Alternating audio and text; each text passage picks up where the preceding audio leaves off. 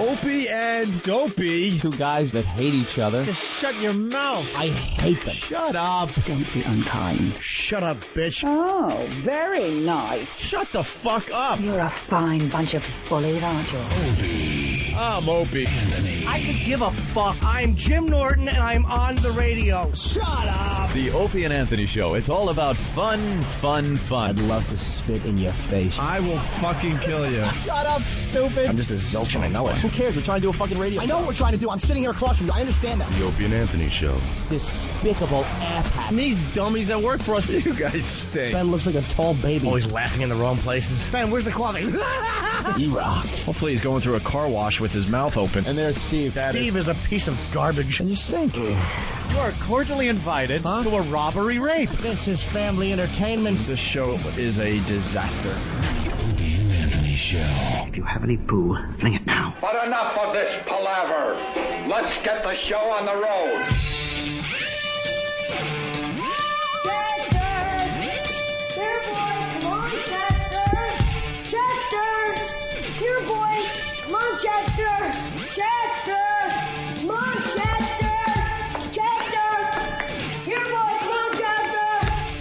Chester. I seen the cops knocking the truck window out, and I thought they was giving the man UPS. I thought the man was dead. That's the way it was. For many days I didn't bring him here because I suffer when he bites me. Right in my vagina.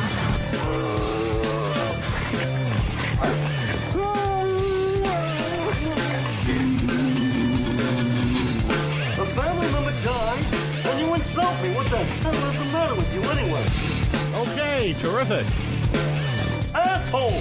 It's Friday! Friday! It's Friday! I kiss you on the mouth. Do you want to kiss me? Hoo-hoo, Robin. Hoo-hoo, Robin. Hoo-hoo, Robin. Robin. Hoo-hoo, Robin. Right, Robin? Tell him, Fred. Tell him, Fred. I invented everything. Put a bandana on your car. Sirius sucks ass. He stinks, and I don't like him. Hello, fuckface. Hello, exactly. Ooh, good morning. Those little opening intros speak volumes. Sometimes they're just complete nonsense. Who's in charge? That's all I want to know. George W. Bush, presently. But he's only got 3 years left, if that's what you meant. The faithful listeners will understand this. Every morning we start our radio show in a very, very cold studio. They could see it. I'm wearing my parka. I feel like it's deja vu all over again. Yogi stinks. Learn how to speak. It's not cute. Made a career out of it. And I'm telling Yogi Berra to learn how to speak. Shows you how bad he is. So Anthony's sitting here once again in a massive winter coat. Yes, because cold. The problem is still not solved. No. We still have to start the show in a very cold studio. The countertops are freezing. So, no one is taking care of this problem for whatever reason. We have a million people between us and the big guy at XM. Yeah, but no one could figure it out. No one could fucking figure it out. Mm-hmm. Don Wicklund can't figure it out. I don't know if it's got all the way up to Eric Logan, but no one can figure it out. Bruce, the guy who runs the New York facility here, he can't figure it out. All I know is we still start the fucking show every day in a freezing cold studio. Why? Because they have AC or something that kicks on in the middle of the night? Or it's a building issue. It's a building-wide issue, Opie. So we're like, fuck everybody. We'll take care of the problem. So we started using a space heater. Mm-hmm. A fucking space heater. Yeah, one of those to warm up the studio so Anthony doesn't have to wear a coat. Yeah. I got long johns on, and I got like 2 shirts on, so it's chilly. So I'm okay. So we've been using the space heater because we like to solve our own problems. Because if we wait for anybody else, it will take forever. And now the space heater, what? Well, E-Rock put it in the wrong plug. I just say that to look at his face. He looks at me like, "What the fuck? What? Oh, I put it. No, I'm teasing, of course. E-Rock plugged it in. and turned it on. And, of course, space heaters use a lot of power, Opie. Electrical heat, oof. A lot of current running through there. And we also had the halogen lamps on the same circuit. Oh, by the way, we had to go out and get lamps from, I don't know, Pottery Barn or something because we've been bitching about the lights in the studios ever since we started at XM. It's just not bright enough in here. Not bright. They didn't solve that problem either. Yeah.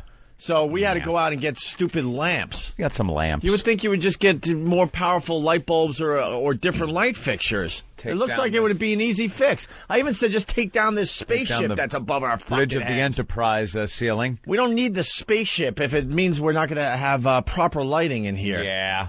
So we have these lamps that we got from Pottery Barn to light up the studio, which is another problem that never was fucking solved. God, I'm in a pissy mood, obviously. It gets solved. So we have this space heater to warm up the studio. We have the fucking lamps that you would see in your living room because we're trying to light up the place so we can see each other. God forbid we see each other when we're broadcasting. Yeah. And then what happened today? Well, the space heater blew one of the circuits. So the lights went out and the space heater went out. And apparently a lot of people now are thinking it's a conspiracy theory because Jimmy on Pal Talk, which just went down for scheduled maintenance, so they're not going to be able to see it for a few minutes. But people saw the clock and are assuming that we are doing the show earlier or the show is on a big delay or something because they saw the clock behind Jimmy say 10 to the hour that we start. No, we're just getting into the phenomenon that is known as Lost. Right. Want to just fuck with your minds. Just Lost. A show that's stupid. And the power went out, so we have no clocks. Right. Those clocks are very important to us. Well, yeah, so... They tell me when it's time to go home. So we plugged in the space heater. It blew a circuit breaker, which took out our lights, took out our clocks, and we don't even know what else it took out because supposedly on the circuit breaker it says something about studio equipment. Yeah, that's why Mars didn't want to flip it back on. Now, it only took out the lights and the space heater as far as we know, and the clocks as far as we know. But he didn't want to flip it off and then flip it back on again because he wasn't sure if anything else was connected to it. I'm assuming if anything else is connected to it, it would have blown.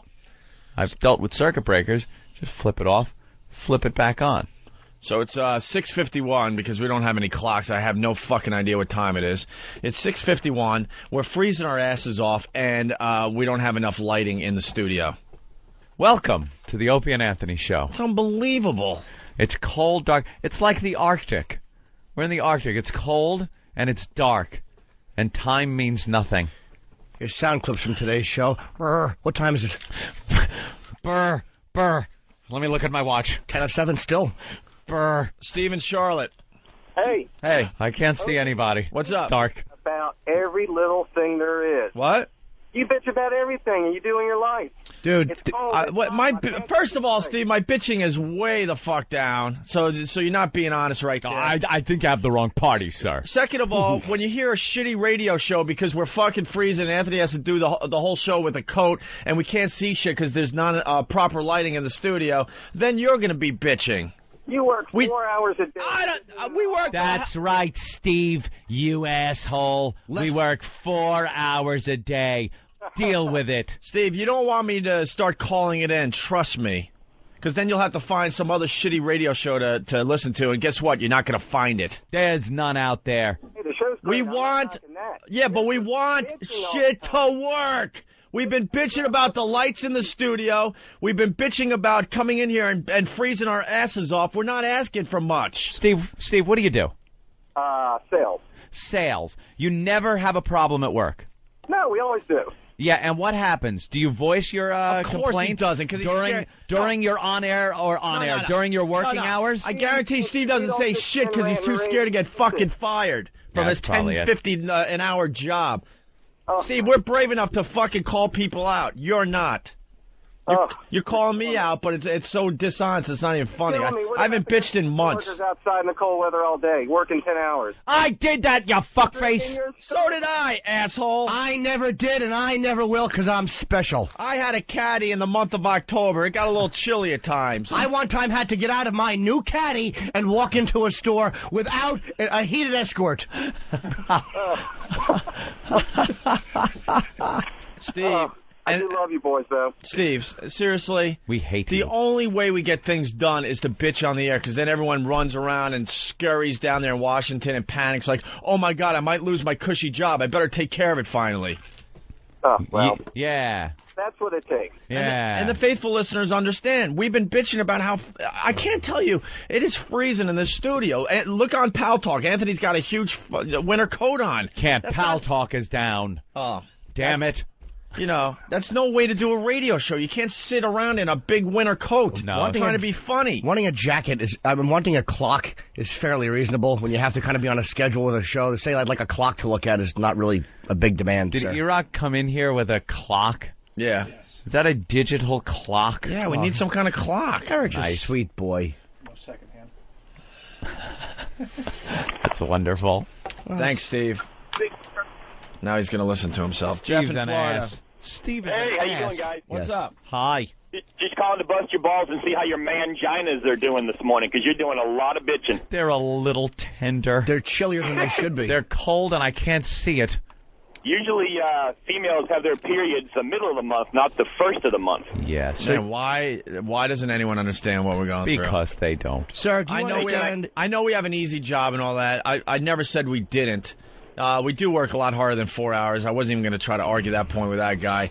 But, I mean, we just want basic shit. We don't want to freeze our asses off when we're trying to be funny and entertaining. Don't you understand? I It's can for understand. you, the listener. It's for you that we are complaining, because we want to be able to have conditions here at the studio where we can put on the best show ever. Ever. Well, the show is awesome. I've been an XM listener for about a year and a half now, and you guys are all I listen to in the morning. You have a so- toilet, sir? You have a mother? Jeff, Yep. we know the show is awesome. The people around us are not awesome. And that's what I'm saying right now. Oh, look who's around you right now. Than. Than No, is I don't awesome know. like- He's fantastic. I'll go a little further. The staff here in New York, love them. They're awesome, too. I'm not talking about them. Not all of them. Maybe a Talking couple about- of them. I'm talking about people that can't get fucking problems solved. They know who they are. But Well, I can relate. In my line of work, you got to do some bitching to get the bosses to get off their ass to do their job. So I can relate. Sure, it impresses them when you stutter like that. Oh, my God. Let's go to Chris in Boston. Chris, what's up? Morning, my frigid little friends. Listen, Hello there, this our call to solve Boston. your problem. Wait, this is normal. E-Rock has... Oh, no. it's a hotel alarm clock. He's got an alarm clock that you would see in any hotel.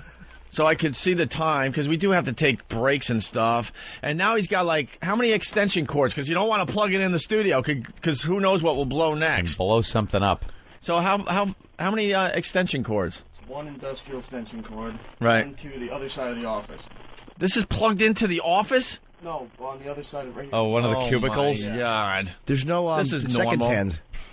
I told you what you normal. should do is to stand next to Opie, just make the ticking noise every Oh, could second. you do that and rotate your arm around your body? Tick, tick. Yeah. That's just right. like that. It's hawk o'clock. That means everybody eat mayo and shit your pants. You know, 20 to hawk. You know what? And we understand things happen, okay? I'm talking about problems that we've talked about for a really long time. And when we got these lamps, I said this is a quick fix, but I'm still not happy with the lighting in here. Yeah. I remember saying that. I know. We got those lamps who knows how many months ago? At least 6 months ago, I would say. Doesn't show off our tans. Guys, I called to solve your problem. Hey, Chris. Thank you, sir. Why can't you just put a pair of Steve shoes in the middle of the room? So it toasts What a things up? callback. If Steve had his flaming shoes, we could just put one on one side of the console, one on the other, and huddle around them and warm our hands. I feel your pain. I'm just trying to help you out. Hey, E-Rock, could you do me a favor and go get my winter coat? It's time to broadcast. I'm not even kidding. I'm freezing. I'd like mittens. I got gloves if you need them. No. Actually, guys, body heat. Everybody just strip down and huddle up. So you're preaching to the choir. Punch it out, man. We do that on hot days. Sure do. I will say it again. We need better lighting in the studio. Better than the lamps that we bought months and months ago. And we need to have a warm studio. Right. So we will be saying it for the 10th time. Oh, thank you. This is normal. Putting on his heavy coat. There he goes. E-Rock, Pal Talk, back up. Get on your cam. Very important to people that they can see Jimmy Norton. I've heard that seeing me on cam is all the rage. It is. It certainly is. And so is XOXO in the show she put on this morning. Yeah. For everybody in the office. Wonderful. Let's say hi to Tom in Cleveland. Tom, what's up? Opie, you're a clock diva. Maybe you can take that extension cord and Jimmy can plug his drill in. You know, crazy me, I say we just Actually, you know what? fix the circuit breaker and see what happens. And you probably both have cell phones. You both have Blackberries. You have computers in front of you. Don't they all have clocks on them? You need a second hand, sir. No, you have to have a second hand. No, they did say just use the computer to your right. No, I need a clock right in front of me. All right. It sounds really stupid, and I'm not going to try to explain it. It's just a lot easier that way, to have something right in front of you, a big digital clock. It's almost like having, Eric in front of me. It's not the same if I can't look over and see him. I say we do the show with no clock and just try to figure out when 4 hours is over. And then we just leave? We just leave, and then someone goes, guys, it's 8:10. You did an hour of radio. No, we're such dopes. We'd probably stay here like 12:40. Right. Time is it? Yeah, panicking. Yeah. You think we made it to 4 hours? It's panicking Pete. It's 3 in the afternoon. Oh, God. Jason in Louisiana. Jason, what's up? Hey, first-time caller, long-time listener. Just Thanks, Jace. Yeah. Say one of Jimmy's lines and say that you guys are phenomenal. Thank you. Phenomenal. Yeah, I can already see the new Steve C promo coming. Hater Divas. Hater Davis. Yeah, absolutely. That's true. Absolutely. Can you say that again? Hater Divas. Hater Davis. Hater Davis. Hater Davis. I liked you on American Idol last night. Yeah. Oh, okay, Congratulations, okay. you made it through. All right. Look, guys, just wanted to tell y'all, got a game that I played to just pass the time as an over-the-road driver. Yes. The golf courses and stuff that we pass in the countries and all that, I have a set of train horns on my truck. Train horns. So, take that as enough. Are you in your truck right now? All right, Mike's for Oh, no. We're losing you, buddy. We gotta move I on. wanted to hear his train horn. I know. Andrew in Virginia Beach. Heat and lighting are for top 100 talkers. He might have a valid point there, Opie. People that made the top one. You know who I bet has heat and lights?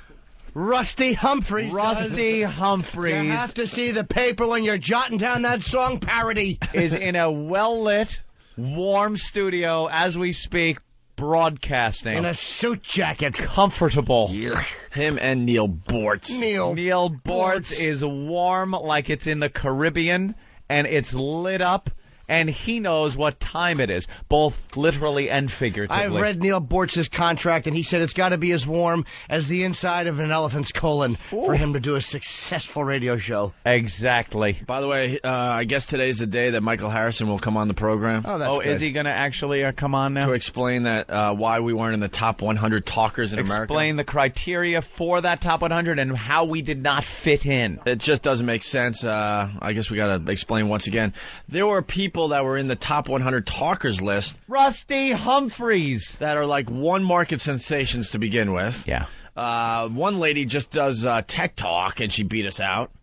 Yeah, she does It's like just, a 10-minute little show or something. And Bob Edwards, who's on Satellite, the Satellite Sisters. I mean, I'm saying there's people that are Satellite Bob acts. Edwards, who's, he does 1 hour a day. Our own company admits that we're bigger than Bob Edwards. So I don't know.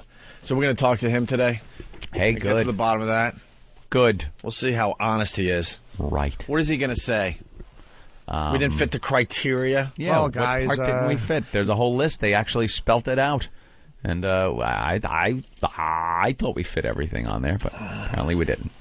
All right. If we have the lists, maybe they could bring us the list again so we could talk to this gentleman. Yeah, before he calls. Thanks, Stan. Who wants to hear Howie lying? Might as well get all the bitching out of the way now. Isn't that just his show at this point? It certainly is, but when he's lying about us, we got to set the record straight. Yeah. Here's the latest. Don't worry, it's a quickie. Yeah. For all you people that are like, why do you got to talk about it every day? Well, when it comes up on his show, what are we supposed to do? Sit back and make believe it didn't happen? No, we address it. All right, here we go again. We got to explain something again. Maybe we're not broadcasting anywhere. So much explanation. Maybe that's why nothing's getting fixed around here is because We're not broadcasting. These things aren't on. Hello? The fans that call in are all actually employees in Washington fucking with us. Right. Don't tell them. Don't tell them. They haven't been on in a year. Yeah, we just don't want to piss them off. I bet you that's what it is. There's no Maybe electricity we're going just through not these broadcasting. I've actually been fucking the same fan over and over, but she just wears different sunglasses and loses, or actually puts on 50 pounds every time. All right, well, we got to explain something again after this clip. Here we go. Howie lying once again. One last question. Do you think later down the road, Sirius subscribers are going to have to be paying for just your channel alone? No, I don't think so at all. I think that we're part of the service. They might get rid of everything else, but they would never charge you more. You'll have to pay more for everything else, but not us. I mean, I've heard... No. In fact, on XM, if you want certain stations, you have to pay extra for them, like $1 extra a month. Well, they tried that with Opie and Anthony. The problem was no one was willing to pay for them. They're a complete bust. Yeah. We're a complete bust. Yeah, we're a complete bust. We're a complete bust. He's going to explain the premium channel thing that happened in the beginning of our fine run here on satellite radio. Yeah. Well, I'll have to go back a little bit here. You have to pay extra for them, like $1 extra a month. Well, they tried that with Opie and Anthony. The problem was no one was willing to pay for them. They're a complete bust. Nothing happened over there as a result of them. No one, it's a big difference about whether your fans are loyal enough to go pay for you. So they what they did when they hired them is they hired them for nothing because they couldn't get work anywhere. Right. All right, man. Thanks. And they take care. They hired them for nothing, and then they said, "Well, I'll tell you what. We'll charge $1 extra for you guys, and you guys can participate in that. If you can get people to pay $1, and they couldn't get anyone to pay. Not one person. And now they've unleashed. Not one person we couldn't get to pay, Opie. Remember me and you actually buying thousands of subscriptions all by ourselves just to make it look good? Look, man, when we signed with XM Satellite Radio, they had a business plan that they thought was going to work. Yeah. They really thought that... they could get another revenue stream going. Howard, you know about revenue streams, right? It's called tiers. You know how cable television has basic cable, and then there's a tiered system where you can get premium programming like HBO, Showtime, kind of an a la carte kind of a thing like that. That was this business plan that they had for a little while. And we were to be part of that tiered plan. We were not happy with it. We didn't want to do it right from the start. We thought it was a very stupid idea. Yeah, we wanted to be on. And a bigger reason we were on is because they were scared shitless of this program.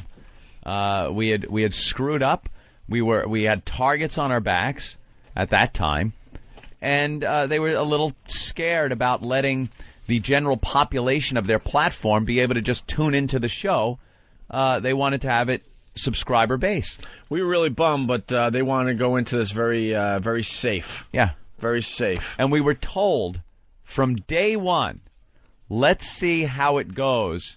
And they were talking about any kind of backlash, any kind of problems with the show, and then we'll discuss getting you off of a premium channel.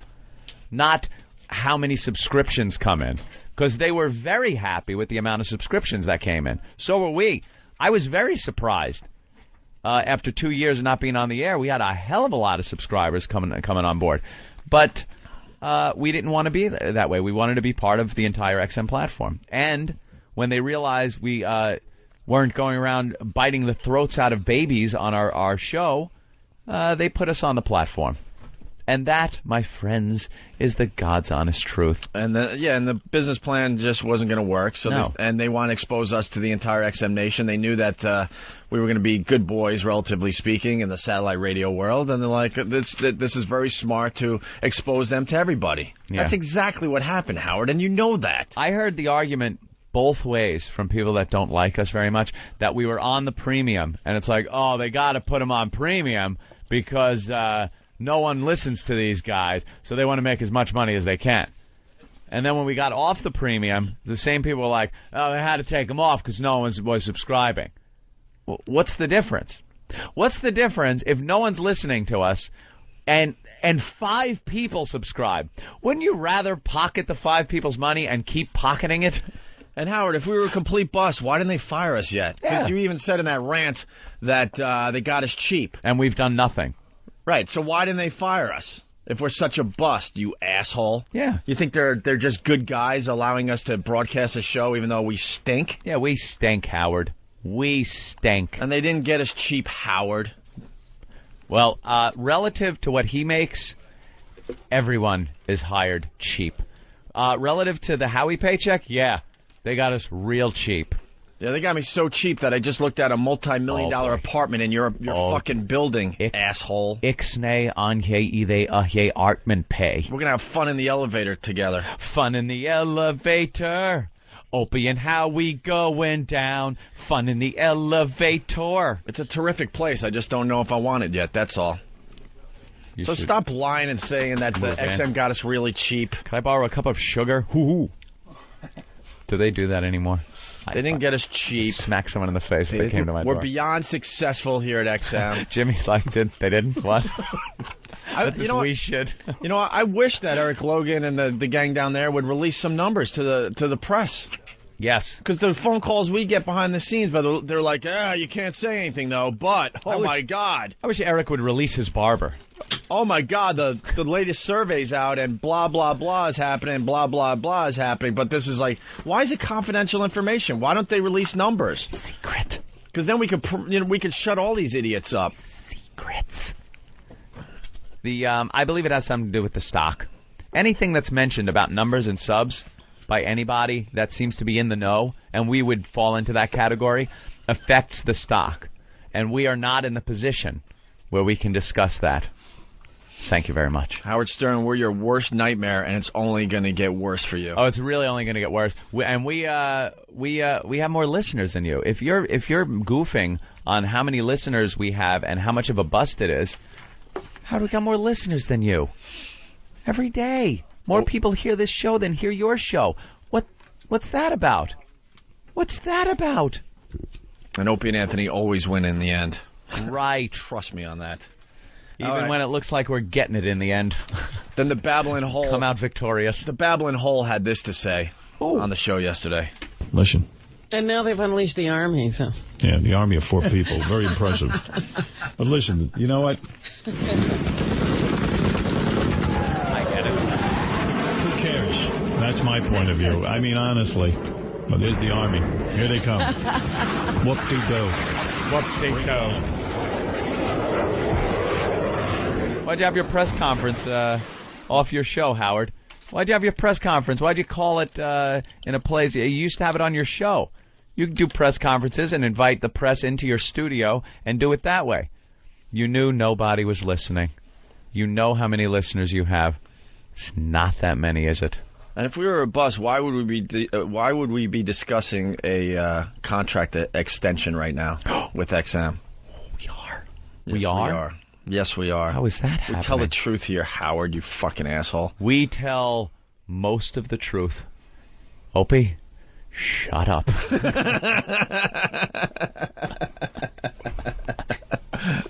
Well, they're happy and they just want to, continue the relationship. That's all I'm saying. Who wouldn't? That's all I'm saying. Wouldn't? Don't panic on me, Anthony. You guys have a Panicky contract? Pete. Yes, we have a contract, Jimmy. You'll get soon. one soon, one day. One day, we can all sit and talk about our contracts together. And as far as the O&A Army, yeah, keep laughing, Howard. Keep laughing. Laugh your goddamn heads off. Keep laughing. It's more than 4 people. You know that. You knew it to the point that you raced your freaking limo. You didn't even want to deal with the 4 or 5 guys that showed up at work on their own, by the way. We didn't have an all-out assault. Some of the pests took it upon themselves. The video is online. It's hilarious. Yeah. Took it upon themselves to just wait for Howard outside the little doggy company. He arrives in a limo with all sorts of security guards waiting. They probably have walkie-talkies. Howard's making the turn. Here it comes. And then they open up this huge garage door, and Howard pretty much runs homeless people over to get into the garage as fast as possible. Then they shut the doors. The NORAD vault door shuts. But you'll see it on the video. Before they shut the doors, I guess he goes around a corner, and our own Ben Sparks used to work there. He goes, "Oh, my God, you know what they're doing with that limo?" I go, "What, Ben?"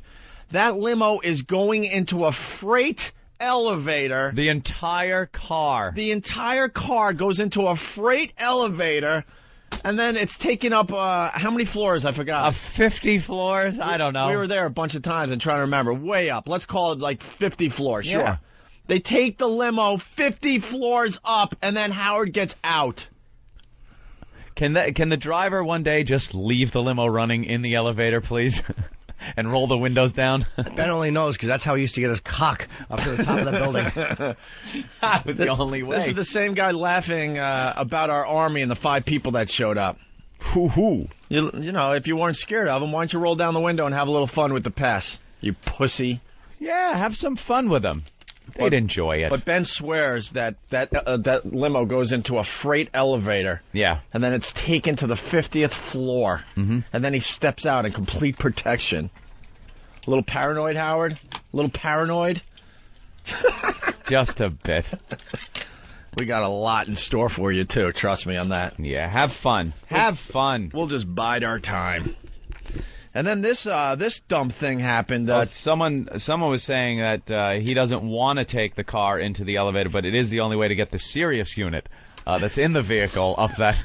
Ben, is that I'll actually correct you. It's the 36th floor. All right, 36th floor. Howard takes a freight elevator that gets out on his wing, where Jeremy's office used to be and all those guys' office. That's so he gets great. out. He doesn't even interact with anyone serious. Yeah. And it's all closed off. This guy's such a great guy. He doesn't even say hi to anybody else at Sirius. Dream come true to work with that.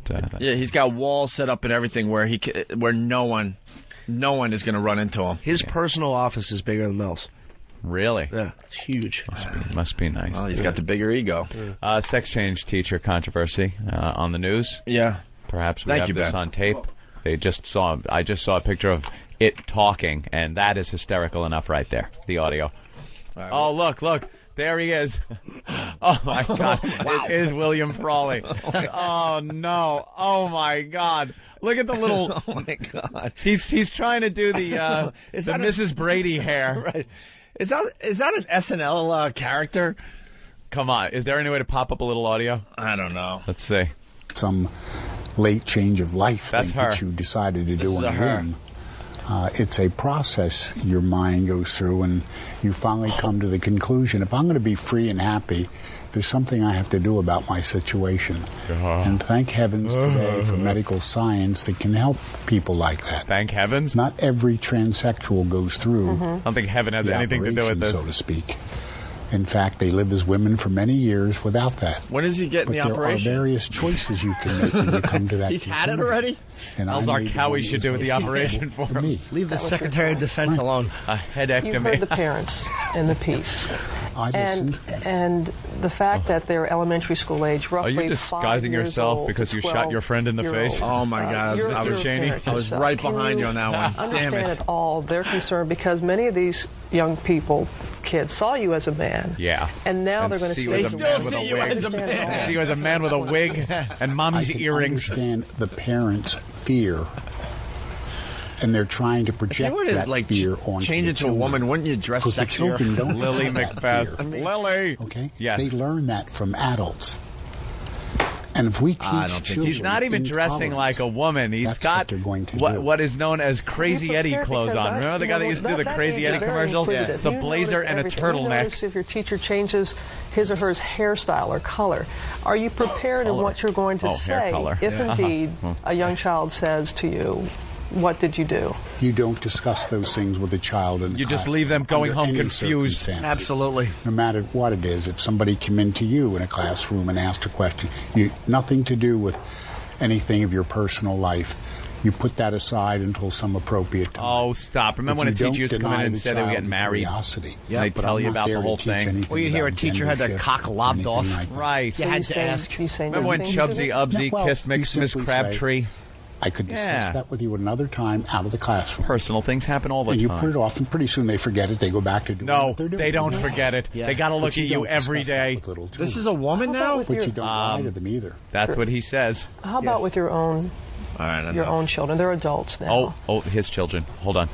They're adults, and they're free to make any decision they want. They're not happy. Have they been accepting? No. It's been difficult. At times, it's difficult. At times. You have to remember they're going through the same process everybody else has. Oh, Dad's a faggot. And, right. I respect their right to believe what they want. Oh, to you can tell. So now disowned. you wait for the call. You're a substitute. So what that means is you're on a list. Right. And then you They're wait actually for the, spending more time with his cock. 6:37 in the morning. This guy's expecting a Mother's Day card. I would. Oh my! Do you realize they have friends that used to come over in high school that that's fucking so and so's father. Protocol they follow, and I live by that. I've lived by it for years. I'm curious, because all the attention that Felicity Huffman is getting as the Best Actress nominee for Trans America, and the attention this movie is getting, does that help with awareness? I think the movie gives a very fair presentation what is of the agony.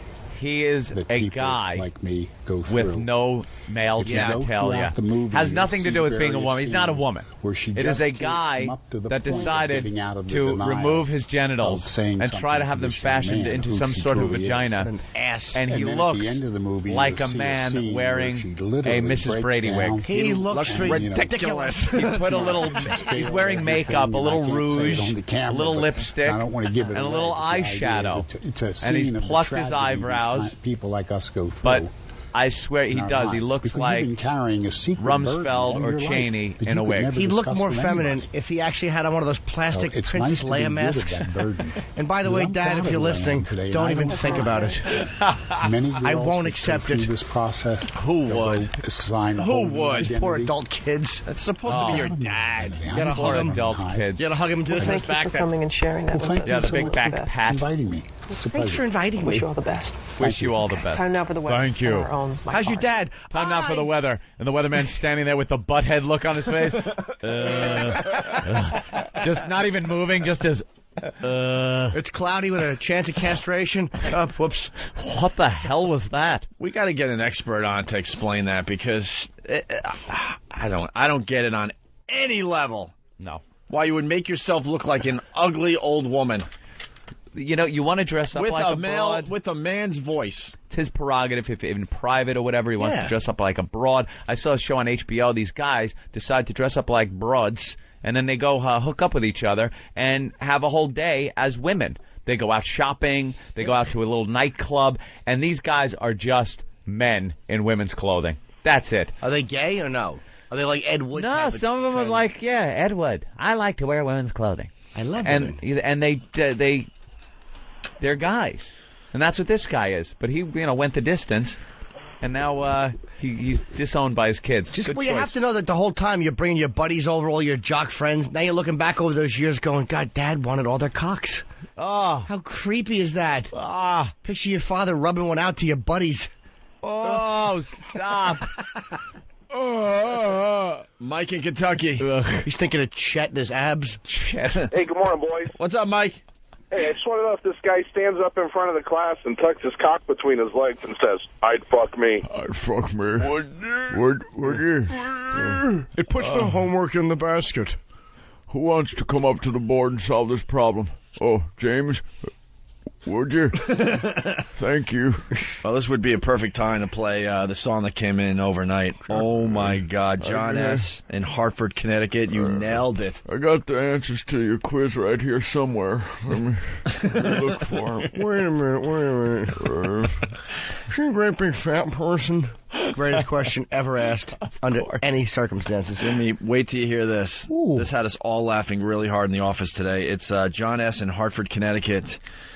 He's got James Gum doing Down in a Hole. Well, we were commenting on how some of the music from the 90s, the grunge music, the alt music, kind of the vocalists, a lot of them sounded like James Gum. And this guy took it the next level and did an Alice in Chains song as James Gum. Down in a Hole. John S. in Hartford. Bravo, sir. Nice guitar work there. Can you help me put this in my van? Would you? With my broken arm, I don't think I can. I have been guilty of murdering girls that are fat. You're on my list now, what do you think about that? You're down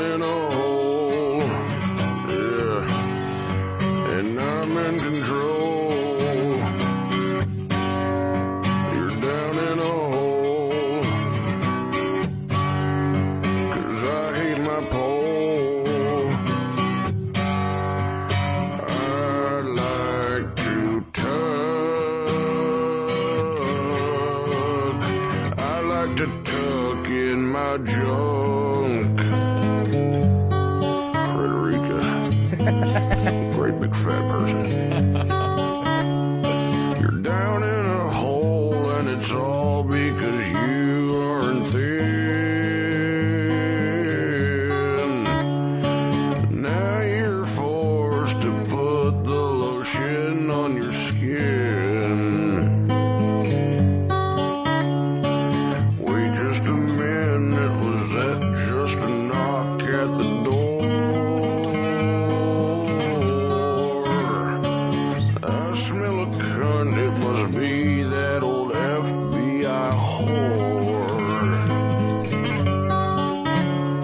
You're down in a hole, yeah, and I'm in control.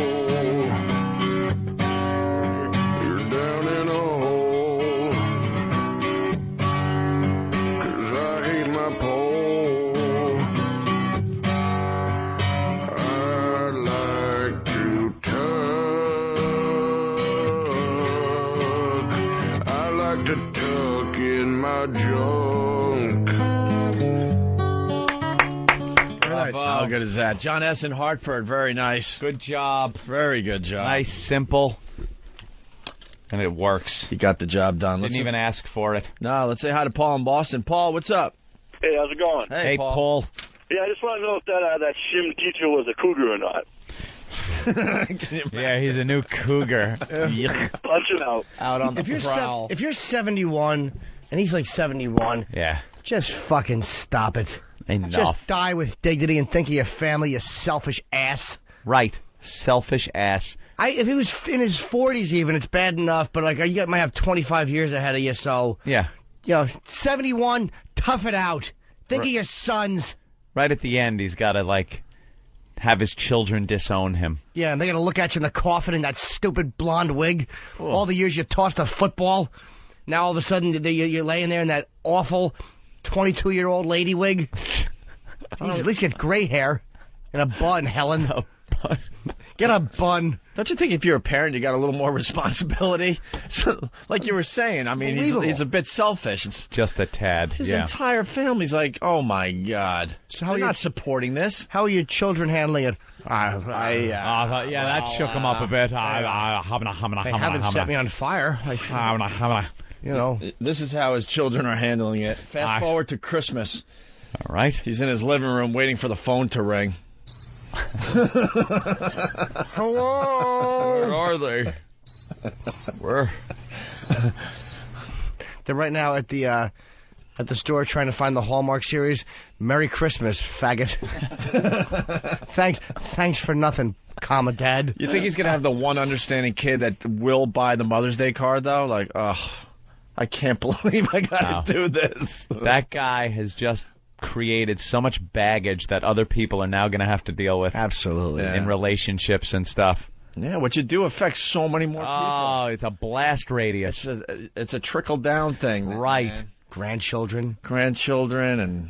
Oh, gotta look at that disaster coming over. Grandma. I think you do that when you're young and single. Can make a few bucks. Right. There you go, Jimmy. Let's go to Rachel in Texas. Rachel. Hey, guys, what's up? Hey. That was the funniest shit I've ever heard in my life. Rachel, you've called back. What was, Rach? The song. Do you enjoy it? Yes. I like that song. I think yes, it was a great please song. put that on ONA.com. We'll do that. I'll hand it over right now. Have Thank Steve you. throw that up on opieandanthony.com so people can download that. Rachel? All right, Rachel. Could you say Could you say something nice about me, too? Well, I was going to ask Jimmy, when are you coming to El Paso, please? El Paso City. Well, El Paso is by such the a... Rio Grande. Doing a little Slim Whitman. Ooh. Thank you. I will be there, but not until, it all depends. Right. Please. My husband and I bought XM Click. just solely so we could listen to ONA, and we want Jimmy to come to El Paso. Thank you. Maybe someday. All right, Dallas, we'll figure probably. it out. We'll All figure right, it out. thanks, It's like we're all going to sit down. All right, look, guys. Yeah. We know we got some stuff coming up. When is Jim getting to El Paso? El Paso. How's about this? Never. Problem figured out. That's the best way to answer one of those weird questions. We'll figure it out. We'll figure it out. We're all going to get together. We got Elo coming in. Hugh Panero's been under the weather, but he's going to fly in. We're going to figure out. We're going to figure it out. When I'm getting to El Paso. We just don't know yet. The whole company. Don't worry, though. We'll figure it out. It's a very complicated issue. Know how many times I've heard that and nothing happens. Don't worry. We'll figure it out, will you? That's why it's called that. You El Paso it and go right to L.A. Wow. I knew it was going to bomb. Just took a trip to El Bamo. Oh, it's linked up on Foundry Music already? That Alice in Chains song you just heard from John S. in Hartford. Yes. It will be linked on opieandanthony.com as well. Fucking Steve. El Prompto. No, Steve's been terrific. Good boy. He's El Assholo. He's unbelievable. Mark in Massachusetts. How's it going, guys? Hey, Mark. Hey, want to let you know, today's the first day I've turned XM on, and I've had it on for 5 minutes. First song I heard was Down in the Hole. I got to get that song. Oh, look, you're a 5-minute listener? Just turned on to you guys today. All right, we have to recap. All right. I met Anthony about 11 and a half years ago. I was doing this show. And BAB, and then I had a band, song parody, Opie. We played it on the air. Me and Opie talked, invited me in. Blew some kids under a came porch. to Boston. Me and Opie went to Boston, fired, said the mayor was dead, got hired in New York.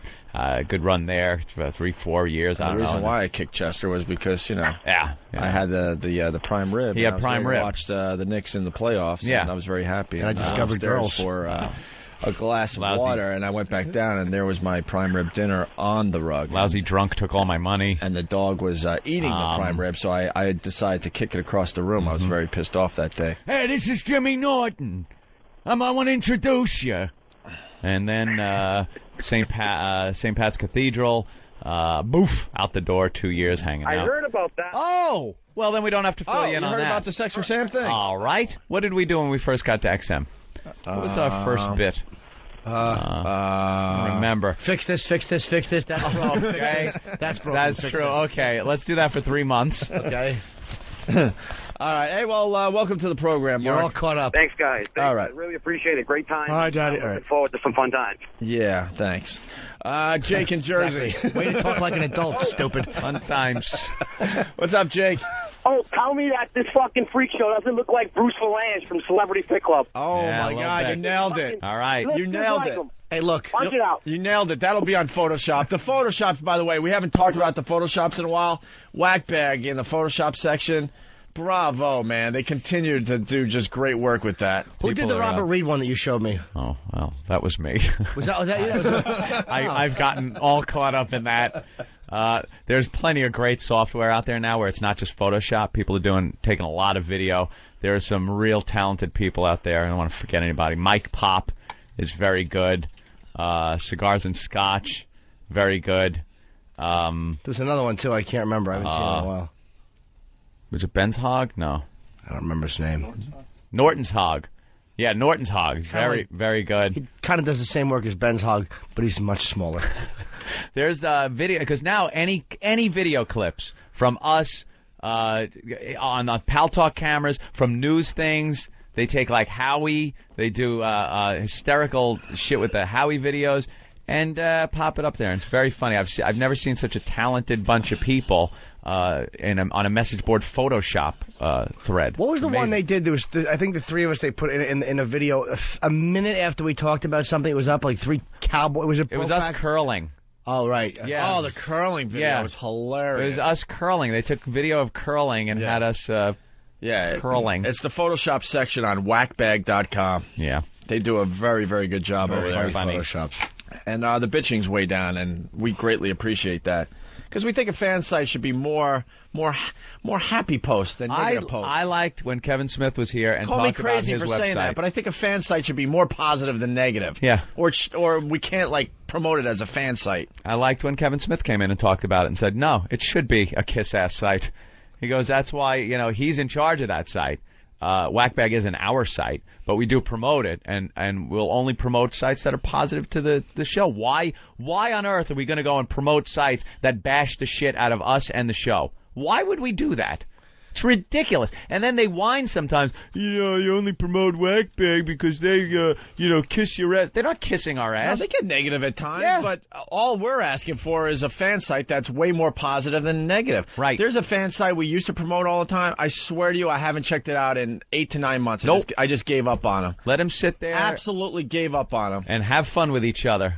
You want to there's negative posts you got to have sometimes, but you just want to balance. Like if I see myself getting bashed in a thread, and I know it's hard to imagine, but it's happened. No. Jimmy, kid you not. I know. Hypothetically, let's say it would have happened. Okay. You got to look at the responses, and when like 8 out of the 10 responses, whether it's about the show or anything, from like the regulars are all kind of negative, you're like, all right, well, that's kind of got like a negative vibe. There's no balance. I could believe there's been times where whackbag has really fucking annoyed me. Yeah. But you'll find a bit of a balance there. And it's a few people. The majority are pretty cool. There's only one guy that doesn't like me, and he posts under many different names. Yes. Maybe Well, that's 30 or why 40. I encourage these fan sites, if they are fan sites, to eat their own. Because There you go. it does come down to a few that completely wreck the balance of a message board or a fan site, and that's the job of the actual website, to eat your own. Yeah, I get on there though, and I talk a little smack if they're bitching about the show or something like that. I try to balance it out, and if they don't, can't turn them around, fuck it. I'm not gonna get all pissed off about it. Do you believe there are people that didn't enjoy me farting into the mic? What?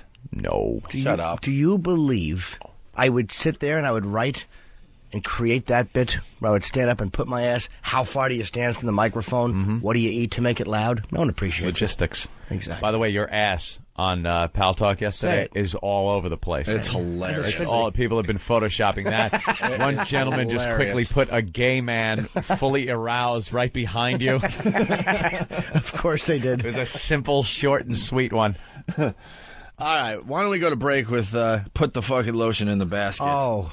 Break? I thought it was time to leave. Well, it's 2:46. It's not Opie. Or it's 8:47. They try to fix the clocks because I saw them going backwards. I didn't even notice that the tower was turned on. Yeah, the lamps are back on. I saw them working on the clocks, and I saw them going backwards. And at this point, I guess it's 2:47, and that clock says 8:47 now as well. What's the one that's like 3 o'clock? I'm scared. It's almost 3. That's why I said 2:47. Oh, I would have called that like, I don't know, 13 to 3. Oh, I go digital. You're old school. Yeah, you got to go digital. No, back when I was a kid, and I would say it's like 10, 12 minutes to 3. I would say that. You must have been a fun kid. Yeah, I was a lot of fun back then. I would have said when I was a kid, what time is it? I don't know. Hey, what are you... Older boy. Oh, my God. Let's go to song. It's the Kaplan Brothers, everyone. It rubs the lotion on its skin. It does this when it's cold. It rubs the lotion on its skin or else it gets the hose. And when it's done, there's one more thing, a simple little task. It's put the fucking lotion in the basket. Put the fucking lotion in the basket. All these stupid women are the same. Helps me not to think of them as human, so I call them it instead of by their names. Mister, please no more abuse. Can't you see there's no excuse? My family's probably wondering where I've been. I'll starve you so your skin gets loose. Stop crying now, you big fat moose. Just put the fucking lotion on your skin, and then put the fucking lotion in the basket. Your chances for survival are remote. I'm impervious to all your silly whining, so wipe down before I jam a ball right down your fucking throat. Mister, please, my mom's got money. Let me go, this isn't funny. Cops are sure to send somebody. Turn me loose, don't be a dummy. Listen to you scream and wail. Keep it down, you fucking whale. Mind the broken fingernail. The last girl climbed halfway but failed.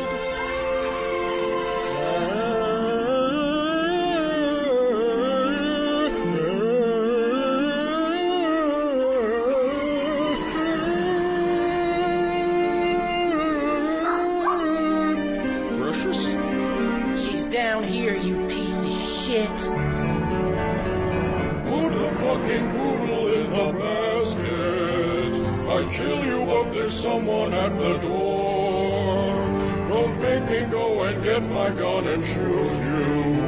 It's a waste of skin. They don't sell fat girls in a fucking store. Put my fucking precious in the basket. Don't you hurt my one and only friend. You don't know what pain is, but I'll teach you. If you lay a fucking finger on my poodle's pretty head, put the fucking poodle in the basket.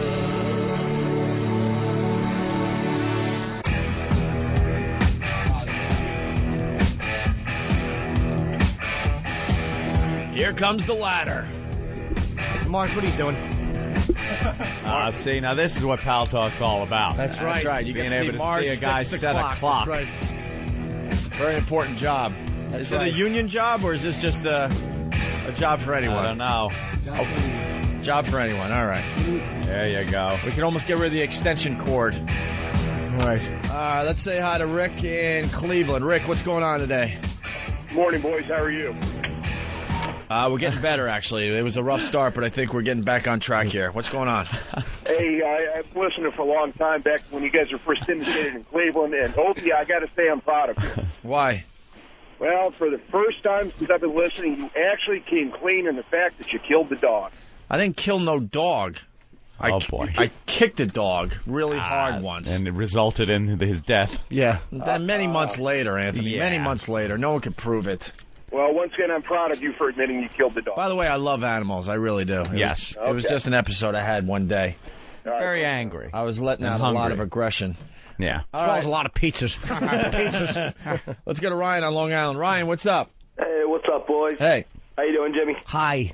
I was just calling to see what time the Pest Karaoke is starting up to this weekend at FH. Man, I got to tell you, we're doing late night karaoke at my brother's restaurant, FH Riley's, in Huntington, 400 New York Avenue.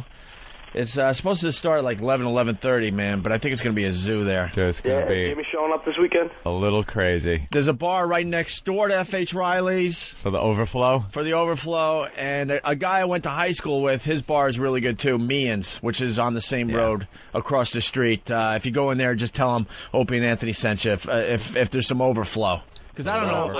I don't know what to expect tomorrow night. You know, we're all going. It's late night karaoke. What are you going to do with the tables? We're just going to throw them out. We're just going to throw them. We're just going to throw them out. I don't know where.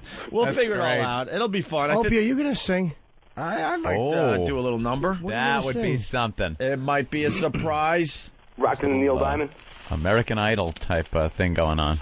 Well, maybe I'll do some grunge. No, that's what they expect. Yeah, man. I don't know. We'll figure it out. Jimmy, you going? I have to see if I'm doing shows. Screw the shows. God. Do comedy at the club if you need to get Gotta on work stage. on my act. Then work You on it gotta. at FH Riley's. Do 10 minutes. How Do a much? spot at FH. No money. How much? You fucking ass. All right, Ryan. We'll see you there. All right, thanks, boys. I'll see you. I know a lot of people are going early just so they are guaranteed a spot. I don't know. All right. Let's go to Raphael in Connecticut. Raphael, what's up? What's going on, Opie? Jimmy! Raphael! Hey, question for you guys. How could I be part of the St. Patrick's festivities coming up?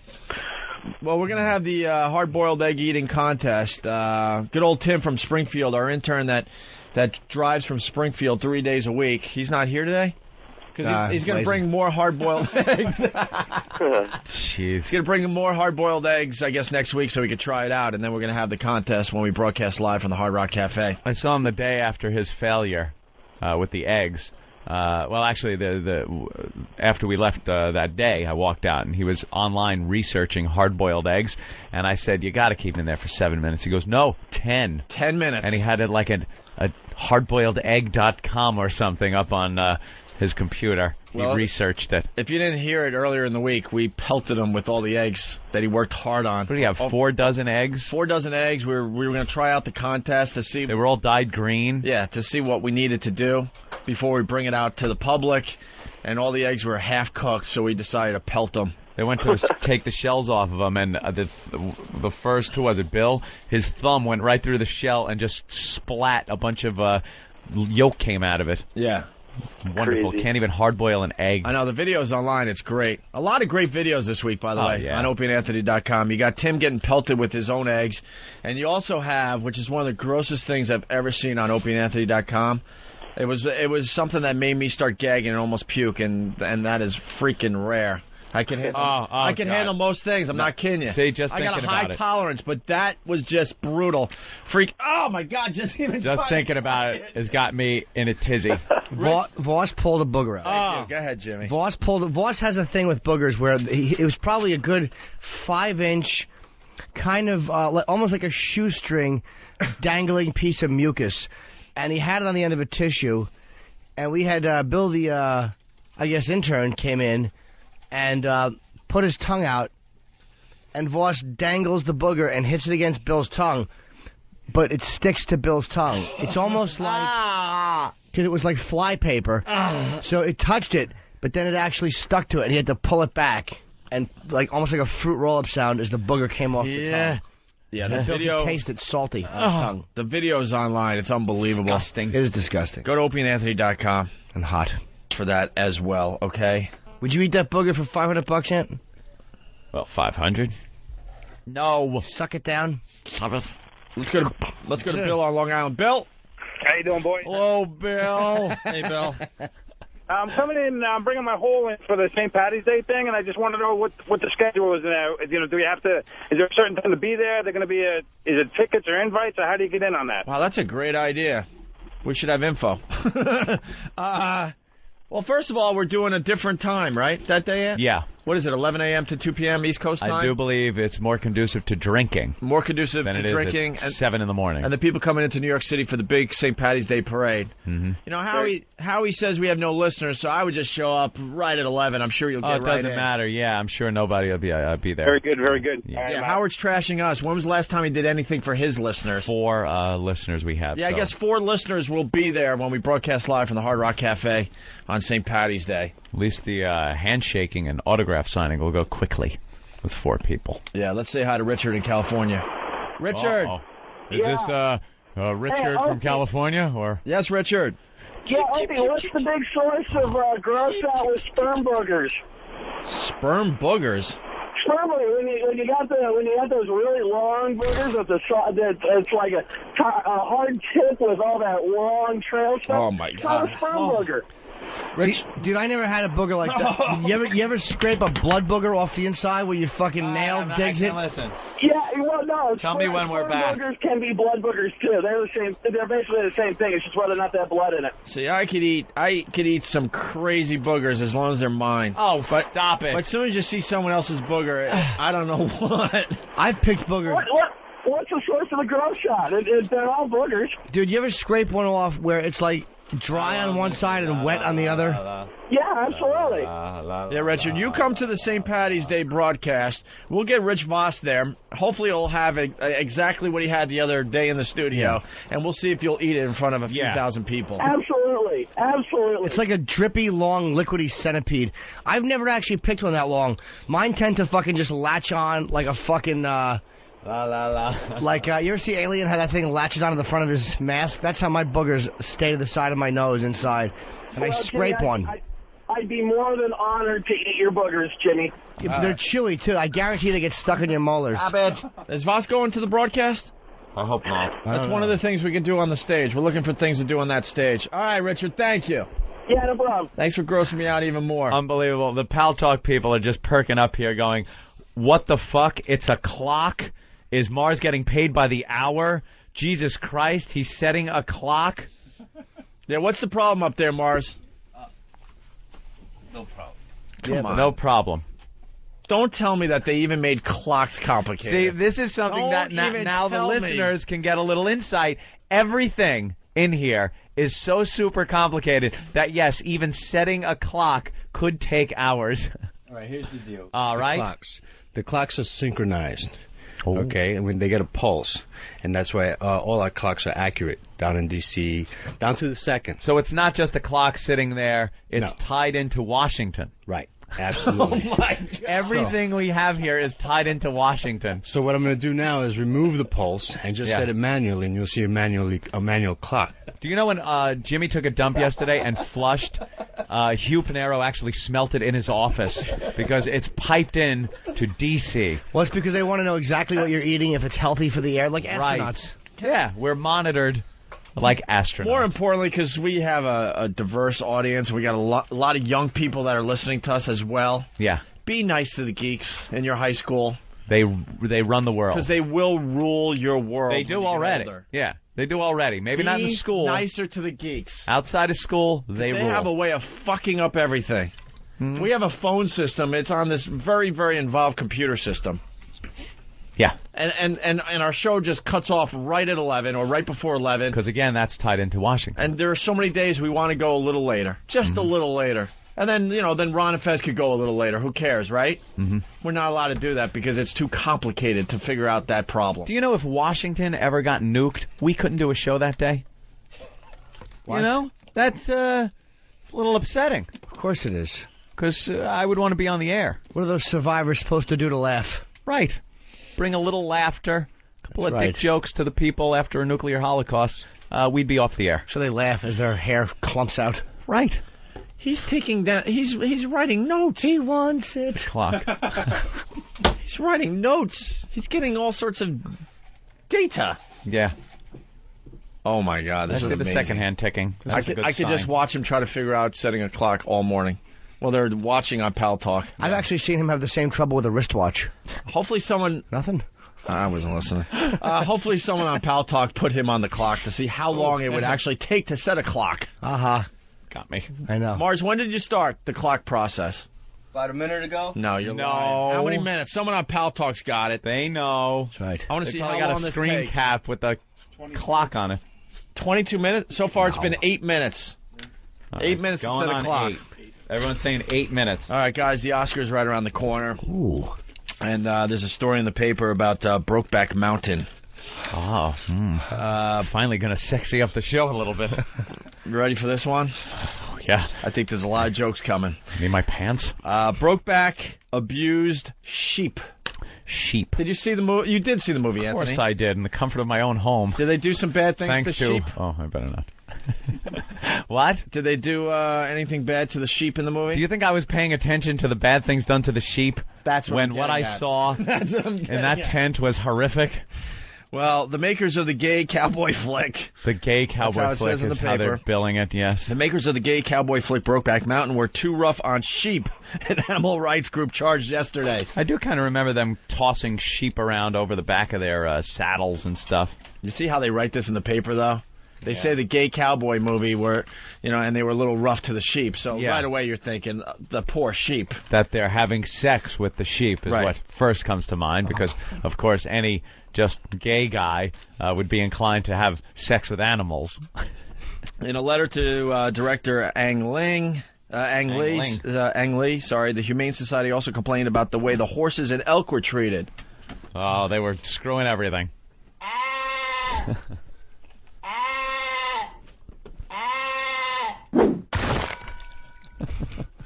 Can they relax, the Humane? Can they just relax? Don't worry. The sheep are fine. They are. The sheep were just grateful they weren't being fucked like the guys were. The Sheep Society actually wrote a letter saying that those men assholes were mistreated. And they complained about the way the horses and the elk were treated as well in the movie. But don't worry, the horses got their due.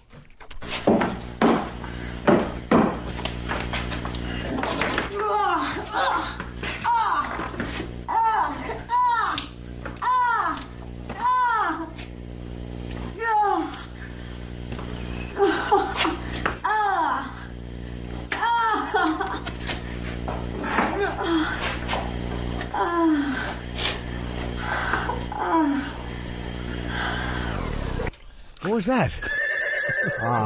Well, we're not really sure what that was. Yeah, wink, yeah. wink, I nudge, don't really nudge. want to. All right, so here's the rest of the story. The excessively rough handling of the sheep and horses leaves viewers questioning whether anyone was looking out for the safety of those animals, the letter said. What's wrong with the horses? I know that, like, one of the sheep got away from the flock. Yeah. Whatever they call a flock of sheep. Is it a flock? An orgy. An orgy. And they picked it up and threw it on the back of a saddle or something, or in front of the saddle, and rode away. If that's rough, I don't think so. I think they do that all the time with sheep out there. The horses, though, what? They were riding the horses. I mean, really, with saddles and stuff, not in that bad way. And they also wonder how the filmmakers got the elk to lose its footing and crumble to the ground on cue after being shot. Oh, yeah. I always wonder how they do that when they're hunting in a movie. And you're not allowed to actually kill the animal, but it sure looks like they're killing an animal.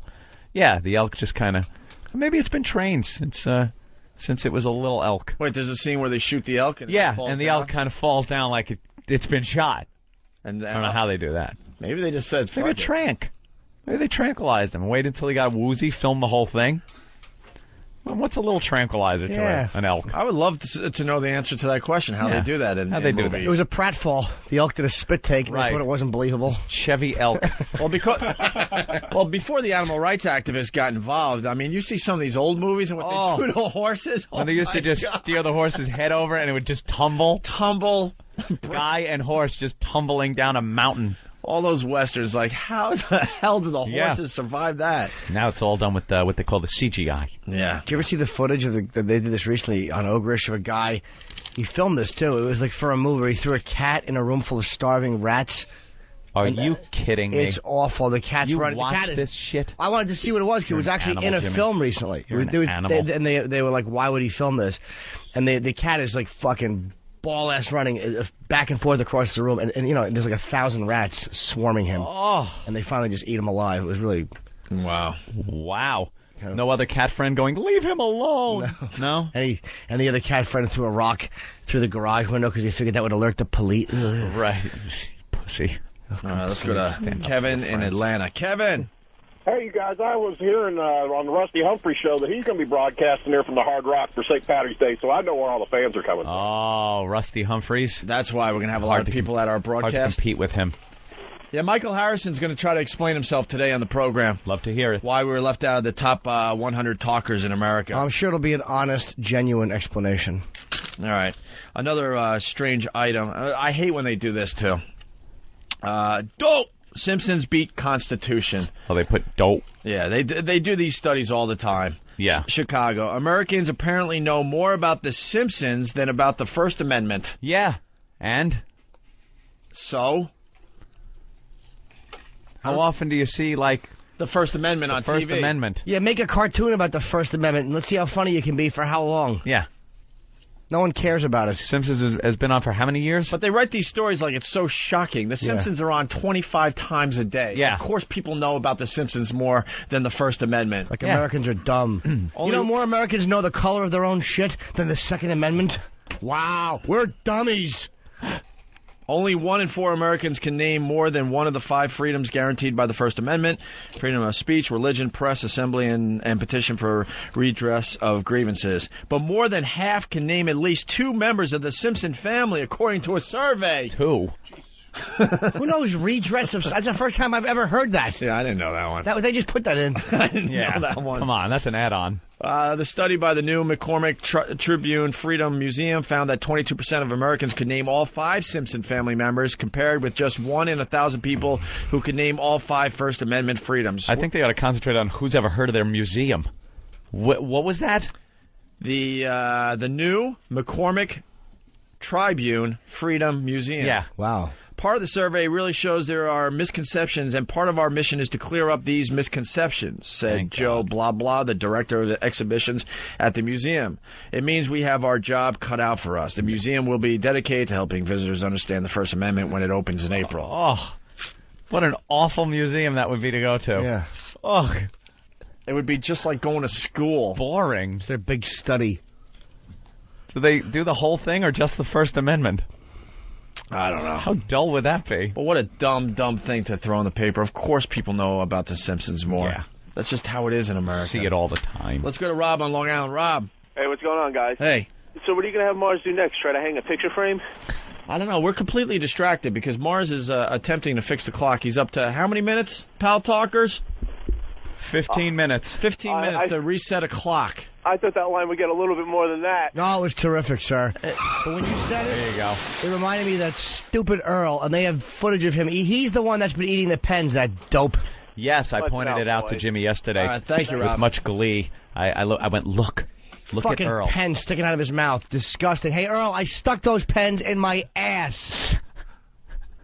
Jimmy did, too. All of them went into my ass. Well, no, just one. One, but he doesn't know which one. Oh, no, I put more than He one. could have come back later and shoved I wonder if more he got in to his the ass. goodness yet. If he put one in his ass, it wouldn't even touch the side. Just sitting there with the pen sticking up out of his mouth. Other people have to touch that. I know. No, I bring my own. My pen. No, they're the company pens. He'll lie. He'll say he brings his own pen. You don't. My pen. Unbelievable. This program to bring you the ozone midget sighting of the day. Who saw this coming? Let's say hi to Tater in Texas. Tater, what's up? What's up, guys? I got a midget sighting. All right. Texas. Yesterday, when I was going home from work, a bunch of people, they jog and walk in my neighborhood. So I come around this curve, and there's a midget couple pushing a baby stroller. And the jacked up part is, it's a normal-sized stroller, so his little midget arms were up in the air. And he had spandex on. She had spandex on, but she looked like a can of biscuits broke open. Unbelievable. So he had to reach up to push his stroller. Exactly, and I was trying to get a look to see if it was a normal-sized baby, but I almost hit somebody coming the other direction. It should be mandatory that if you're a midget couple and when you get knocked up, they should be allowed to do a sonogram, and if it looks like it's going to be another one, the government terminates it. We have to stop this. The government. The government. Someone from the government comes in. That's right. I'm sorry. They should not be allowed to wear spandex. Speaking of midgets, everyone go to their workbooks. Page 107 in the New York Post. We got to tape this show. It's called Little People, Big World, Saturday night at 8 on TLC. Oh, that looks great. 3.5 stars. A whole family of little people. No, they call them. No. Look closer. Little parents raise one big happy family. It's 2 midgets. They have 4 kids. Only one's a midget.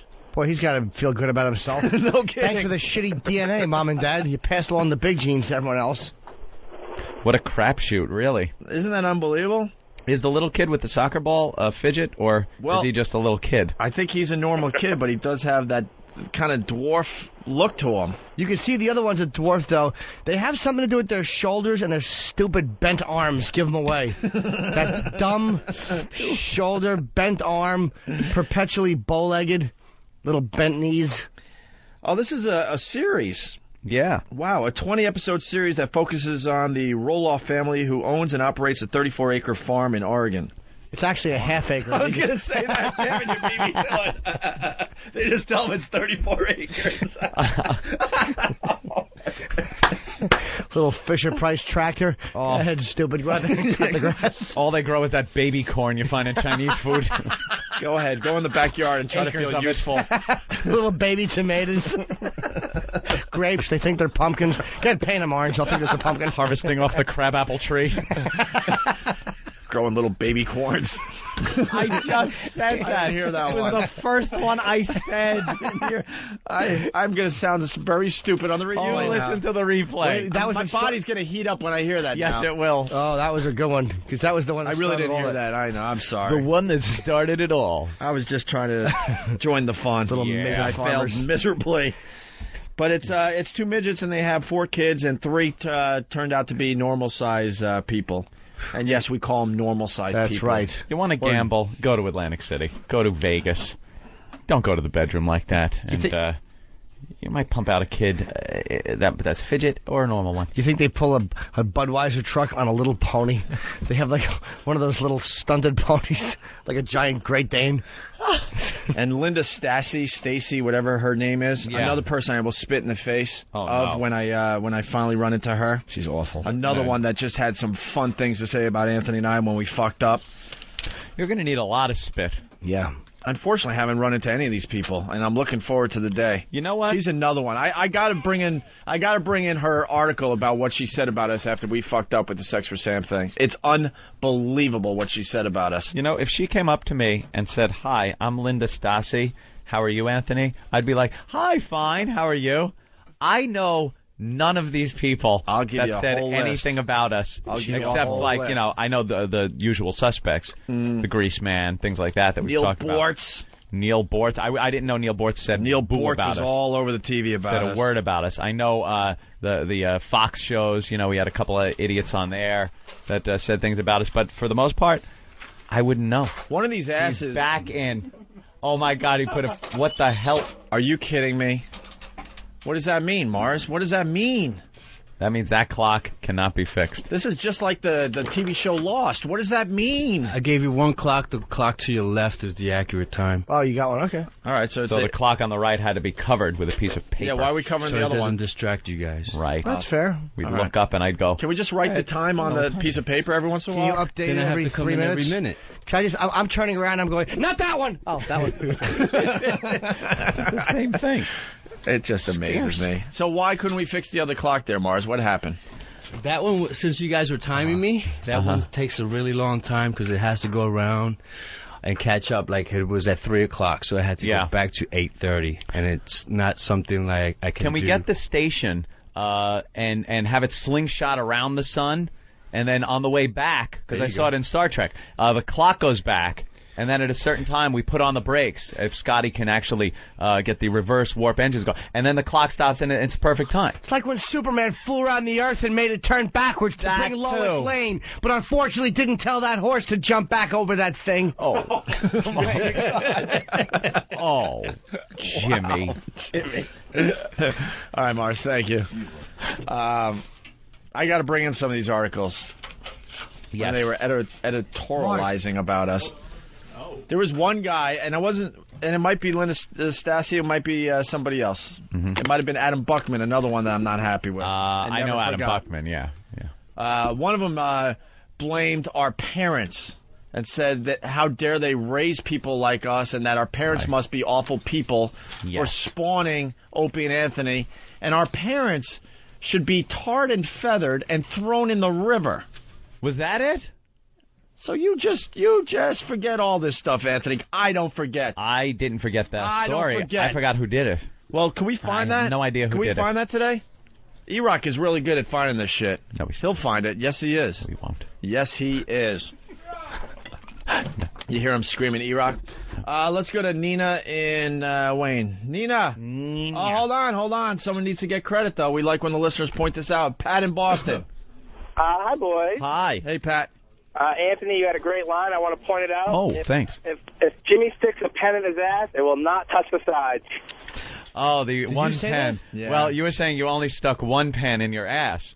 And I had called you out as being a liar because if you did that, it wouldn't even touch the sides. That's very funny. You would need, like, the handful of pens. Bravo. Thank you, Pat. Hilarious. Thank you, Pat. Yeah, thanks for pointing out that hurtful line. Well, we need the listeners' help because obviously none of us listen. We don't listen to each that other. well. Nina and Wayne. Nina. Hi, how you doing? Hi, Nina. I just want to point out something about the twins that you were talking about. Yeah. The midgets. One of the kids in it, they're twins, and one's normal size and one's a midget. Because they had a special on it before, and now they turned it into a series. Could you imagine? You have a twin brother that's shorter than you? Yeah, well, they should say you have a twin brother that's depressed. Right. How do you go through life like that? It's bad enough you're a midget, right? But now you're a twin, and your brother is like normal size. You're a living case of a capital lowercase letter. How embarrassing.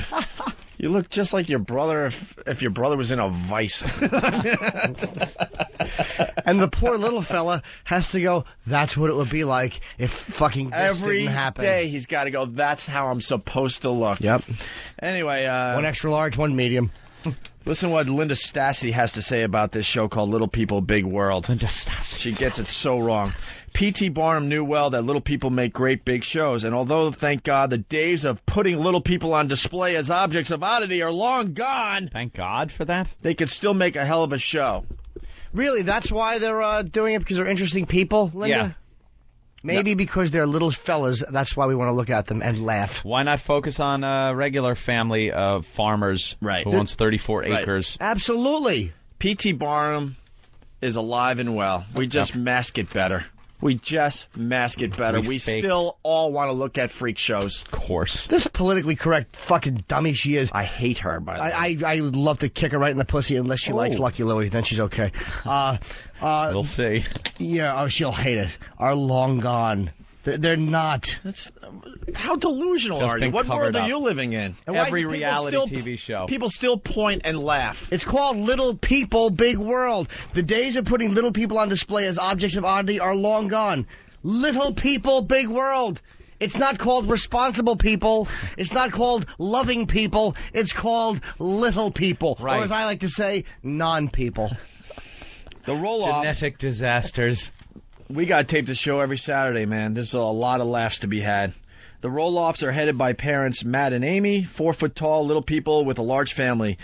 There are the 15-year-old twin boys, Jeremy and Zach, 12-year-old Molly, and 8-year-old Jacob. Molly, Jacob, and Jeremy are all average-height kids, while interestingly, Jeremy's twin brother is a dwarf like his parents. Why did she say dwarf there and then little people higher? I don't get it. What the fuck are they? Right off, the immediate reaction is pity. Poor kid is only 4 feet tall, and his twin brother's a tall, strapping guy. Oh. And then you realize how very wrong these initial reactions are. Really? No, it's right on the money. That's terrific. That's terrific. That is right on the money. Pity. Twin brothers, only one going to the prom. Oh. Have to take his little brother along. Like, he tell his date, do you have a friend that can go with him? In his little tuxedo. Yeah, little cummerbund. Yeah, the hot cheerleader comes over. Oh, you have a cute little brother. No, that's my twin brother. We're twins. Right. You should bring him in a bassinet. I don't want to go in a bassinet. It's my senior prom. Why I oughta. Well, let's get to the bottom. She says how wrong the initial reactions are. So maybe they are wrong, yeah. Hope. Where you want me to continue? Continue? For one thing, yeah. All right, for one thing, Zach has been blessed with parents that every kid should be so lucky to have. Well, short that everyone laughs at. Oh, despite the fact that they are only 4 feet tall themselves, it's clear that Matt and Amy refuse to let their size get in the way of their dreams and ambition. Unless their dreams are to reach something on a shelf, then their size is certainly in the way. Unless their dream is to drive a vehicle normally or have legs that don't bring revulsion out of other people. I guess Matt, the father, made a killing selling high-end software to some of Silicon Valley's biggest firms, and now he's living... Was it high-end? It was probably sonogram software. Prevent this from happening with this picture. Matt made a killing selling high-end software to some of Silicon Valley's biggest firms, and now he's living his dream on this beautiful spread with his fun-loving family.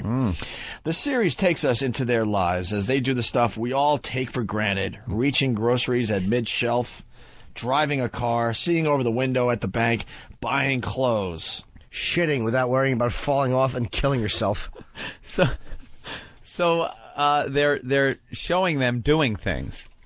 Isn't that the basis of a freak show? Of course it is. Of course you it show is. them doing normal things, but it's a little odd because they're little different. I'm a firm believer, actually, that when dwarfs walk in the room, legally they should have to have circus music behind them.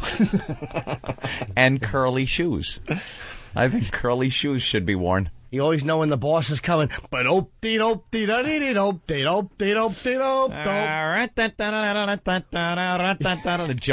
I hate the phoniness of this Linda Stassi, though, man. Stinks. Because it's we're all going to watch because it's a freak show. Yes. It really is the only reason to watch this. Once or so a year, Matt takes the twins to the Little People of America conference, where for once Jeremy is the odd man out. Showed him. Towering over all those little disasters. Yeah, he's got to feel silly there. That's got to hurt his feelings. Oh, look at you, all tall and handsome and normal. Yuck. I know. I feel bad here. I'm the odd man out. Yeah. Dad is, for the most part, a strong-willed pain in the neck when it comes to his kids. He's all over Zach like a bad smell at the LPA get-together. Little People Association. Opie. Urging him to meet girls, dance, talk to the pretty ones, and hang out. Why do they have to have an association? We all know who they are. If you hear talking and have to go, and then look down, right, we know exactly who you are. Jeremy and Zach laugh him off with a lot of good-natured teasing. What type of good-natured teasing are they? Are they giving him? How good-natured are you? Hey, Dad, did you marry Mom? Because when you're 69 with a regular girl, you got a mouthful of belly button. That the type of good-natured ribbing they give Dad? Misses by a foot. Oh, Jesus. While the cats are away, the mouse will play. Oh. Literally, Amy is the soccer coach for her son's team of average-sized kids. Misprint. She's the soccer ball. They roll her up. Even though she is the same height as the 8-year-old.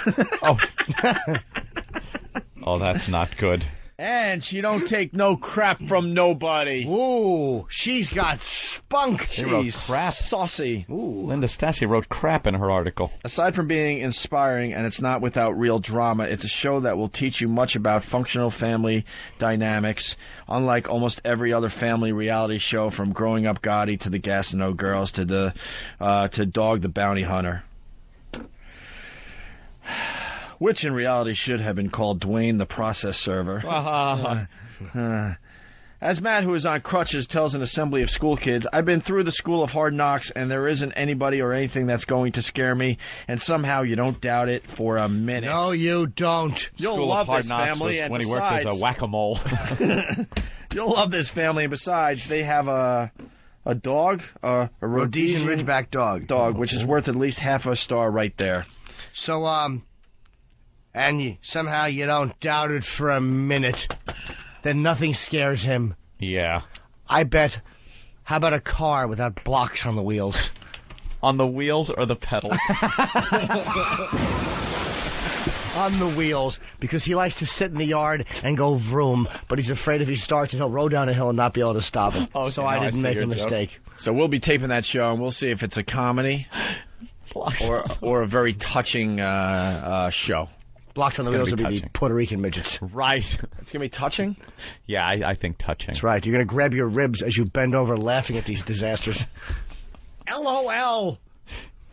I'm sure at least one dwarf is out there listening, wanting to punch me in my knees or shins. I'm only trying to be fun. They must have been approached with this show, though, under the guise that it is going to just be, hey, you're a normal family. That's what we're going to stress here. That's right. You're a normal family. And we're just going to tape you going about your normal family existence. But in this scene, you lost your keys. Can you just run in through the doggy door? As a matter of fact, that's how they should always be forced. Let me amend that. They should be forced to enter the workplace and every other building through doggy doors. Because there's nothing funnier than a midget on his hands and knees, and they don't even have to go on knees, it's hands and feet when they walk like that, trying to stand up straight again when they straighten out. Oh, coming out of the doggy door? Yeah. And the humiliation of that that flap coming off them, like when the car is leaving the wash. That's the worst part for them. It's the flap coming off their head. Coming off of that head. Messing their hair up, all flap hair. Everybody knows you came in through the doggy door because your coif is flattened a little bit. Gonna brush himself off a little bit. He has dog hair on his little black suit. Little fat-legged black suit. Horrible. Well, good luck to you. Pop goes the weasel. That's what they should have to walk around to. There should be somebody following them with one of those little things you do. Ga-gung, ga-gung, ga-gung, ga-gung. And when it goes pop, they have to jump no matter what they're doing or where they are. Pop goes the weasel. All right. Up. Doink. Freak shows are alive and well. We all know that. But that's mean to make fun of. It's just in a different form. Yeah. They're paraded on TV all the time under the guise we're trying to help these people, and that it's okay to look at them and ask questions. Yes. I wouldn't ask questions. Dice had a very funny bit about if you're a normal-sized kid and your parents are midgets, you rule the house. Do you remember that? That was a real... Oh, yeah, you run the house. Can we play it going in a break? What was Do we have that maybe in the master computer? It might be a tough find. It might be off filth, but it was something about... One of the lines was, you're 12 years old, and your father says, I don't think it's a good idea.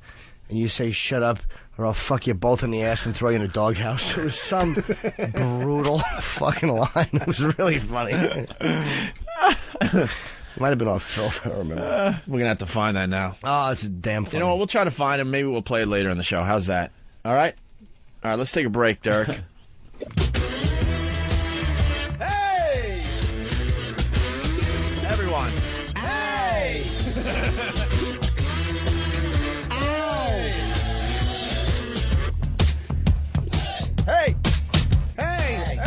you say when you see walking and hear your daughter? Hey! Yeah, we have a Gary Glitter update. We can't get enough of this story. Gary Glitter. He was a one-hit wonder, man. Yep. Uh-oh. Oh, boy, that's not good. Oh, here comes the part again. Oh, Donald Pleasance.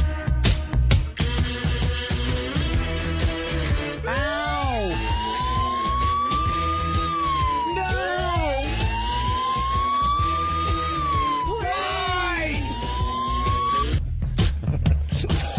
Gary Glitter, yes. We know the song. You got to be a brilliant musician to come up with that song. Every dumb Giants fan with their hands in the air. Good, enjoy the pedophile. Any sports fan in general, man. It's every sporting event. Well, his case is finally over. Gary Glitter, it started with child porn spilling out of his computer when he tried to get it fixed. Get it repaired. He had a problem accessing some of his child porn, so he brought it to a computer repair shop there in jolly old England, and oops, they looked into his hard drive, and a bunch of kiddie porn came pouring out. What is he thinking? Of young children nude all the time. To bring your kiddie porn-loaded computer into a... How dumb are you? He didn't know. The whole computer was just falling apart. You know what? He's an older man. He just doesn't know how computers work. He probably figures he puts it in a folder called KIDZ. No one will know what it is. You fucking old dope. You know, old people have no grasp on computers. 1 through 57 folders. They just don't know how easy it is to find stuff. And then somehow he escaped those charges. They didn't get him on those because he ended up in Vietnam. Yeah, but I think he did do a little time. He did do a little time? Or had to pay a huge fine, or he's on probation. Something happened. He got in some trouble. He pretty much got out of it, though. Yeah. Let's be honest. And then he went into Vietnam and started having sex with kids. Which is just known. Vietnam, Cambodia, that whole area, just known people who go over there. Yeah, well, there's one area in particular. Yeah. Mekong Delta. It's a nice little area. And he went over there, had sex with some kids. And they caught him. And you run into these people every once in a while where they go, "Hey, I'm taking a trip to Vietnam. I want to crawl into one of those foxholes and stuff." Sure you do. Yes. Yeah, you do. You want to crawl into a foxhole with no hair on it.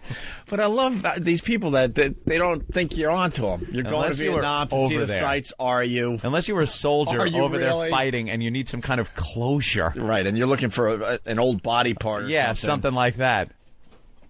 There's no reason to go to Vietnam as a tourist attraction. Oh, look, they'll call up, too. No, man, I went to Vietnam, and we went down some river, and, did you? Did he say he was there to help the Vietnamese? Vietnamese. Because inside every yoke is Gary Glitter trying to get back in. Well, it's over. Gary Glitter sentenced to 3 years. Yes. 3 years and fined a bunch of cash. Oh, you know what? I'm now distracted. What's that supposed to be? Some kind of sick joke? We'll get to the Gary Glitter story. But you better get your head and your ass wired together, or I will take a giant shit on you. Thanks, Eric. But we'll get back to Gary Glitter in a minute. But here's the article I was talking about. I never forget. Wow. I never forget. I'm stunned that you found this. Was it Linda Stasi, or this is the Adam Buckman? Yeah, this is the reason why I will spit in Adam Buckman's face as well. You have to hawk up a lot of loogies. Yeah, but you don't remember this stuff being said about us? Yes, I do. I just never remember who said it. This was the worst thing ever said about us in general. It was public.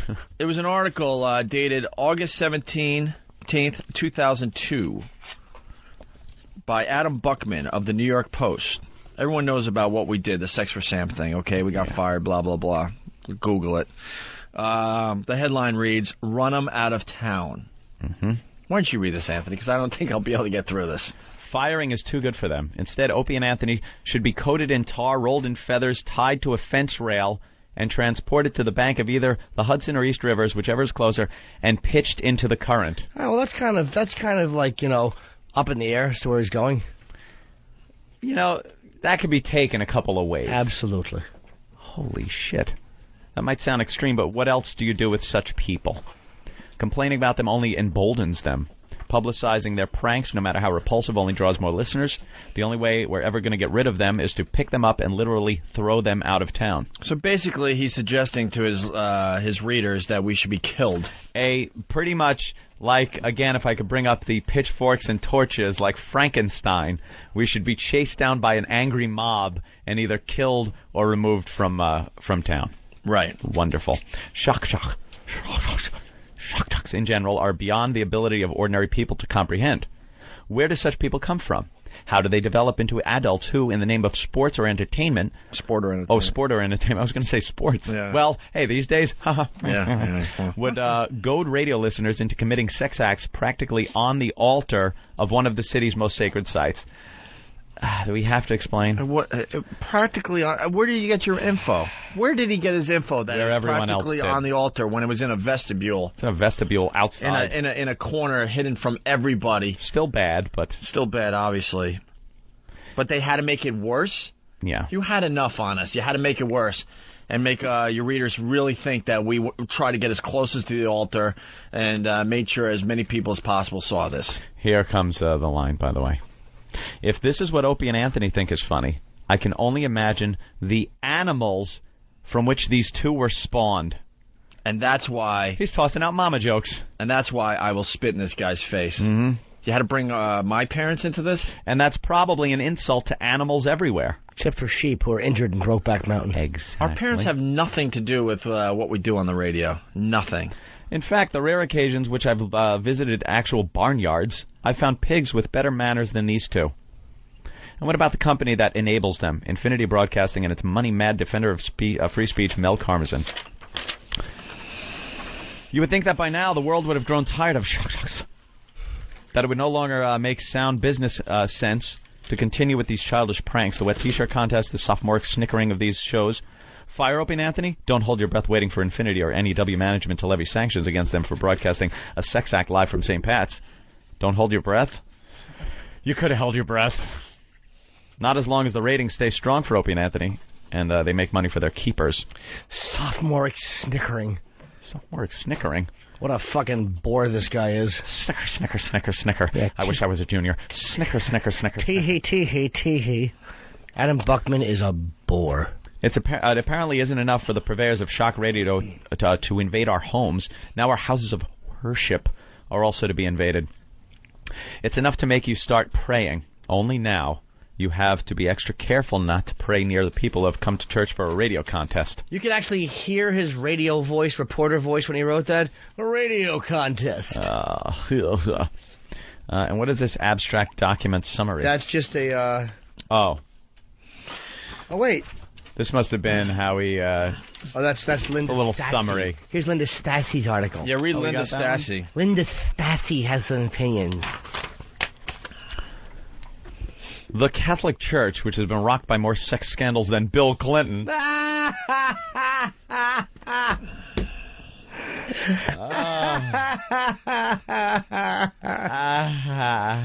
a lot, Linda. Well, almost. Managed to take the heat off themselves last week by finally getting a couple of perverts fired. No, not priests. I know.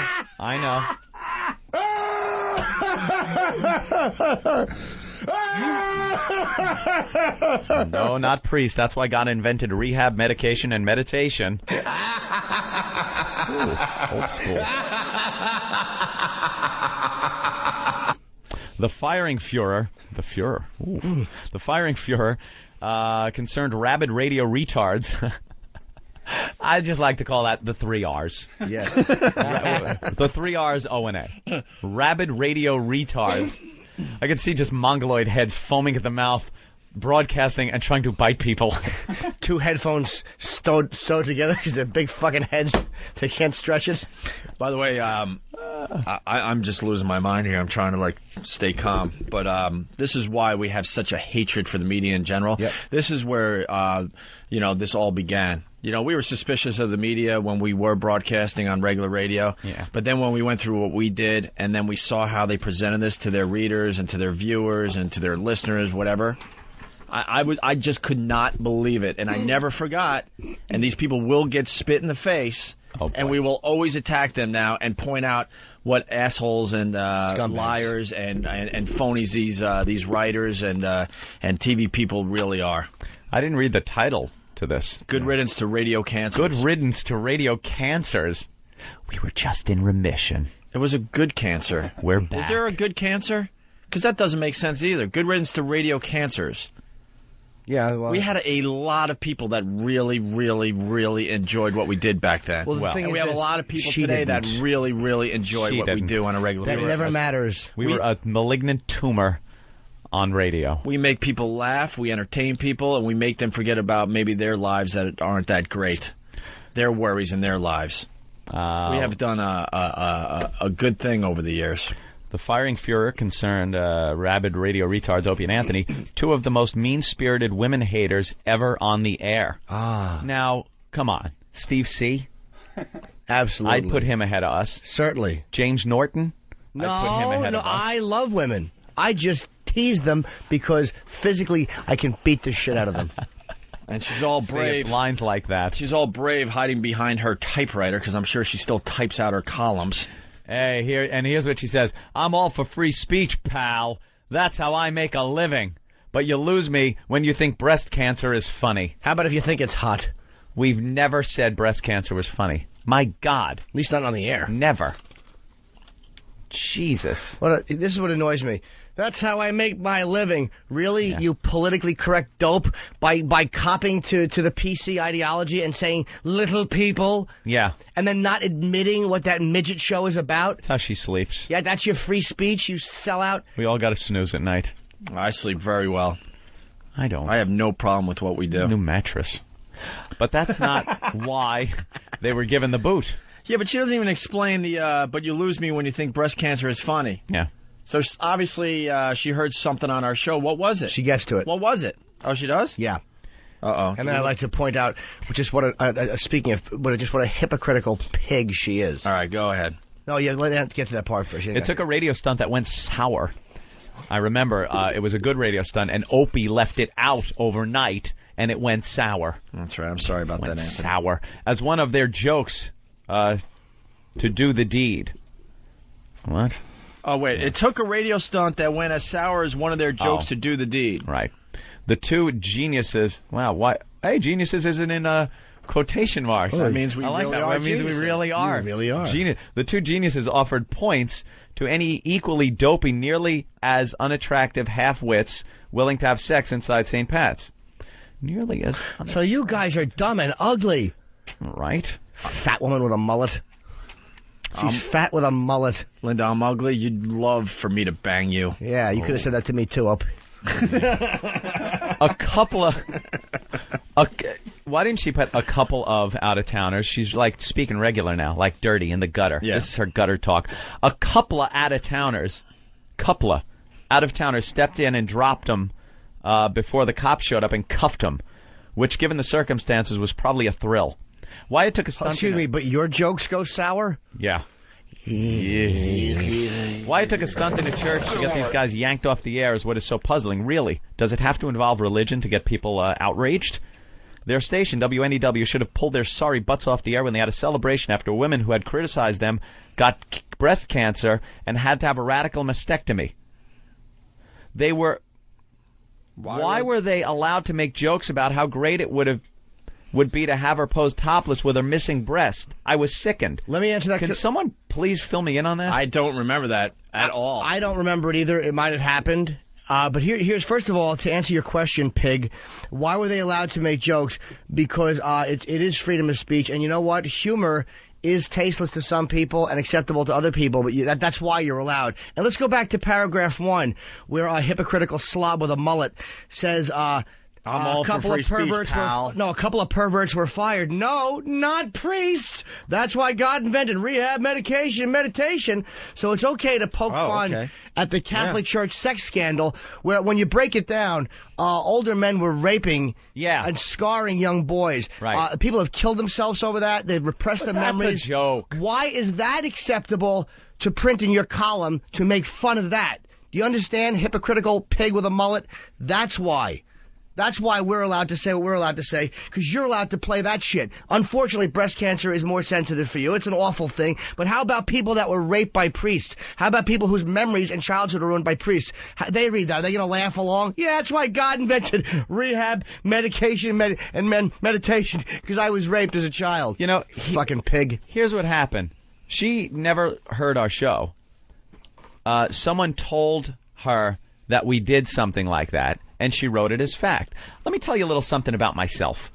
I really don't go, as much as you probably wouldn't believe it, I really don't go after people on, like, medical things or wishing things on people, because I have, like, this superstition. Yeah, karma superstition kind of thing. The reason I goof about embryos, miscarriages, abortions, Robert Reed, things like that, right, is because I am in a stable relationship where I don't want to have kids. No kids are in the future. Not going to get the AIDS. And I pretty much keep myself safe like that. The comment, let's get a physical. Yeah. That was me telling women, get the mammogram. Let's get a physical. Very helpful. Physical. Very helpful. It's helping. Someone it's remembers helping, the one, using the tragedy to help. Someone remembers the one breast bit. Bob in Jersey. Bob. Boys. What's up, Bob? Paul, by the way. But anyhow, it was Crazy Irene. It was probably one of Norton's funniest moments ever on the radio. I gotta tell you, man, that was one of the funniest fucking bits ever. Crazy Irene. Not to Linda Stassi. Not to Linda Stassi. This woman would call in. Crazy Irene, she had a boyfriend that she lived with that had a heart attack and died on the bathroom floor. Right. And Crazy Irene hated our guts, but would listen to the show and call in. Every day. So she was obsessed with us, and she would always call in. We never sought her out. She wouldn't just turn the radio off. She called in, and like a lot of people, begged to be abused, and she got it. Right. Mm-hmm. So she called up requesting, and the bit is hilarious. I'm sorry, it's hilarious because we thought she was so self-centered that she probably could have helped her boyfriend that was having a heart attack in the bathroom. Yeah, but she was too concerned about herself and didn't realize that the guy was screaming for help in the bathroom. And she dozed off. Old broad. Yeah, it is a very, very dark, funny bit. Yeah, but just I figured Linda Stassi. I mean, she's just such an agenda-driven, typical soccer mom mentality. Right. She thinks she's funnier in her fucking coffee clutch with the gals. You know, more sex kid. Well, almost as many as Bill Clinton. Do the other fat housewives look at your mullet and laugh along with you, stupid? Oh, this gets good. Let me get to FedEx real fast. FedEx. Yeah, how you doing? Hey, buddy. Hey, yeah, I was listening to that guy when you said the lady with the cancerous tit and all that. It just reminded me of Irene. Yeah. It might have been. I don't remember. Yeah, I think it was. Well, the reason I got you on the air, FedEx has a great site with all the old material, oavirus.com, and I believe that bit will be up there later today, so you can check it out for yourself. Well, it is up there right now. It's in the raw section, but I'm going to go ahead and bump it up so that way everybody else can get to it. Hey, FedEx, bump it up. Let me ask you a question. Do you have my first call-in with Dice? I have a call-in. It's labeled as the first call-in with Dice, but now I gotta go on Whackbag and find what they have to see. Call-in or live? My first appearance on this show was a phone with Dice. There's a phone with Dice. Yep. Yeah, it was a phone. Because Dice was like, you gotta get this guy on the air. First live appearance is great though too. Yeah, we're gonna play both of them. The first Jimmy Norton live appearance and the first phone call. We need both of those. We got the phone call was very mediocre. That's what's great about it.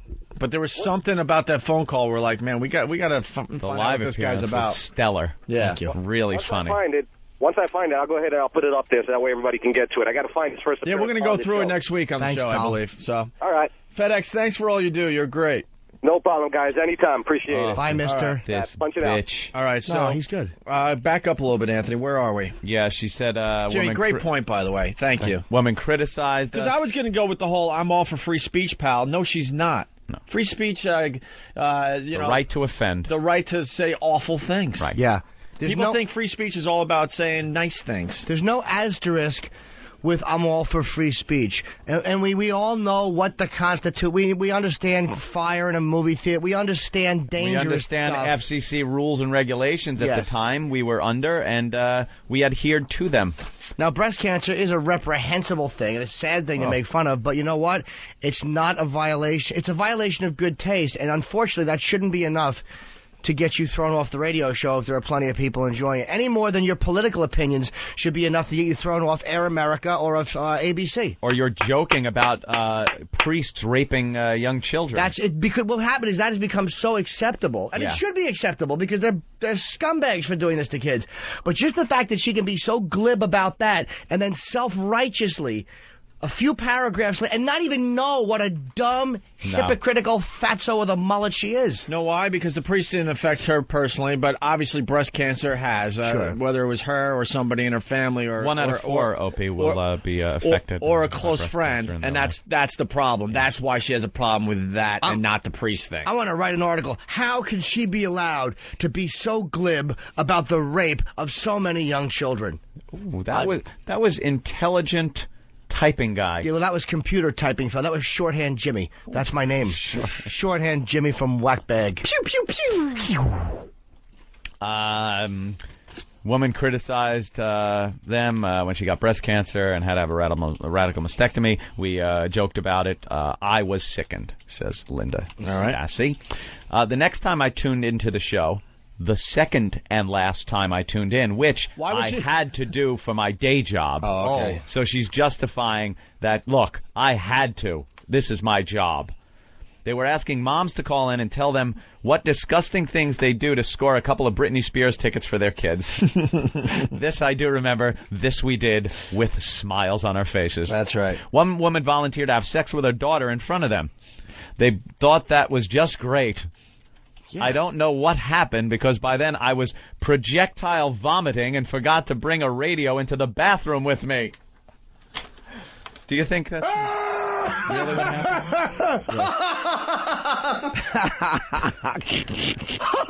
happened?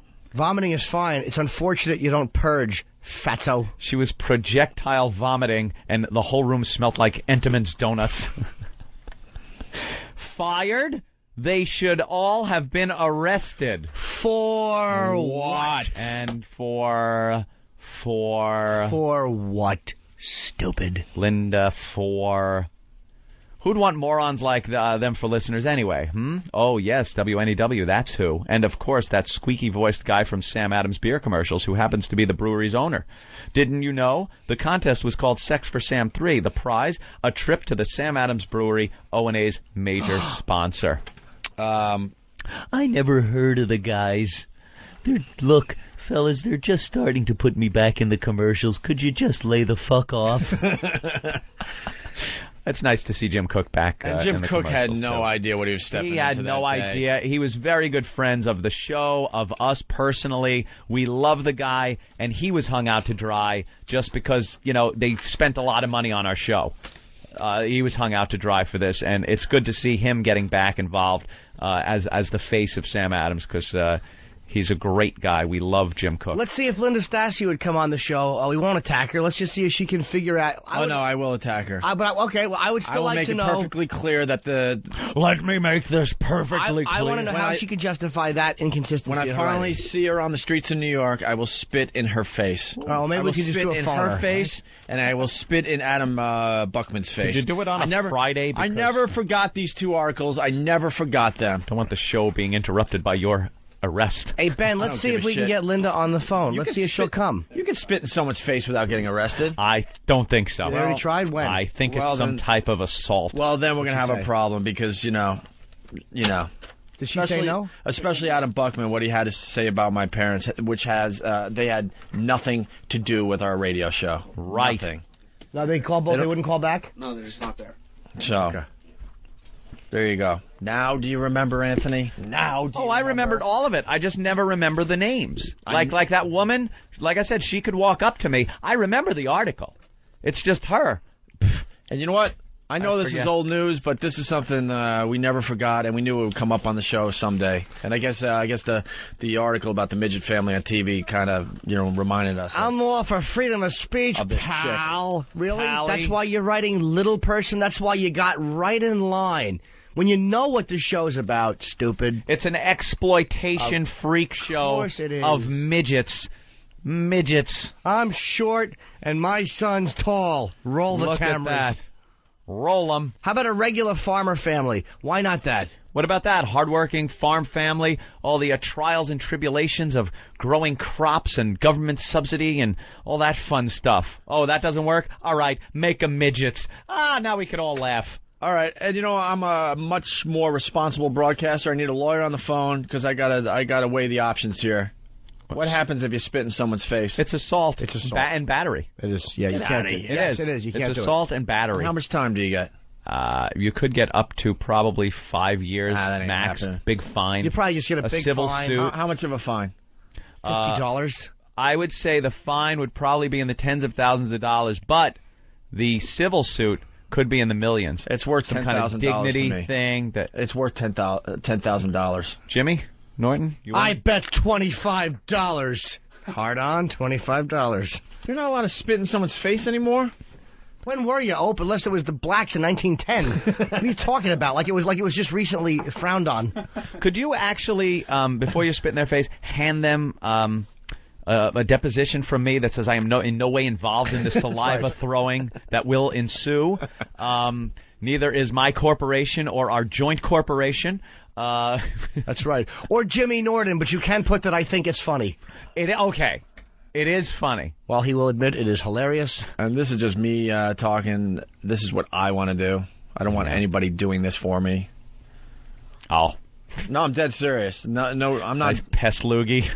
No, don't do that. No, of course not. I swear to God, do not do that. Don't even joke. Emails are fine. You can, if you disagree with someone's opinion, you can certainly send them emails. You get these people though, and they hide behind their computer and stuff, and then you got the lawyers that protect them.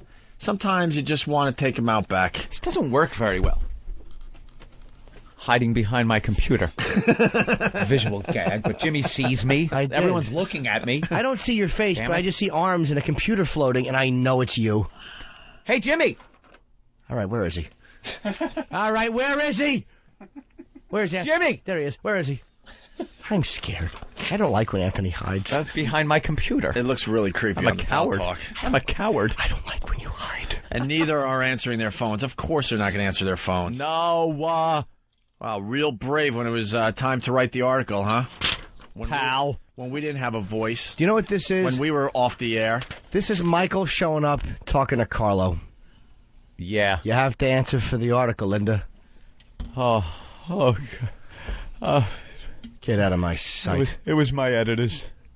It was my editors. Then she gets in there and they wrap a cord around that fat neck. Hello, Carlo. Greg on Long Island. Greg, what's Paso. up? Yeah, how you doing? If E-Rock spit in somebody's face, it would be assault with a lethal weapon. Jesus Christ. Why do you have to hurt? No, it's always about hurting. Yeah. I think there would be a manslaughter charge. Punch it out. Assault with a deadly dumpster. Hey, spitting in face isn't a crime. Yes, it is. Lawyer Kev. Boys, you guys rock. Hey, man. Where'd you get your degree? St. John's University School of Law. All right, that's good. All right, what do you got on this? What do you got on this? It's not a crime. It's not a crime. DeVry. He got his law from DeVry Institute. It was either auto mechanics or law. Is it a crime or not? It's not a crime. It's a violation. Nice. Wait. How could it be a violation? It's not a crime. Spitting in someone's face is not a crime. You're assaulting that person.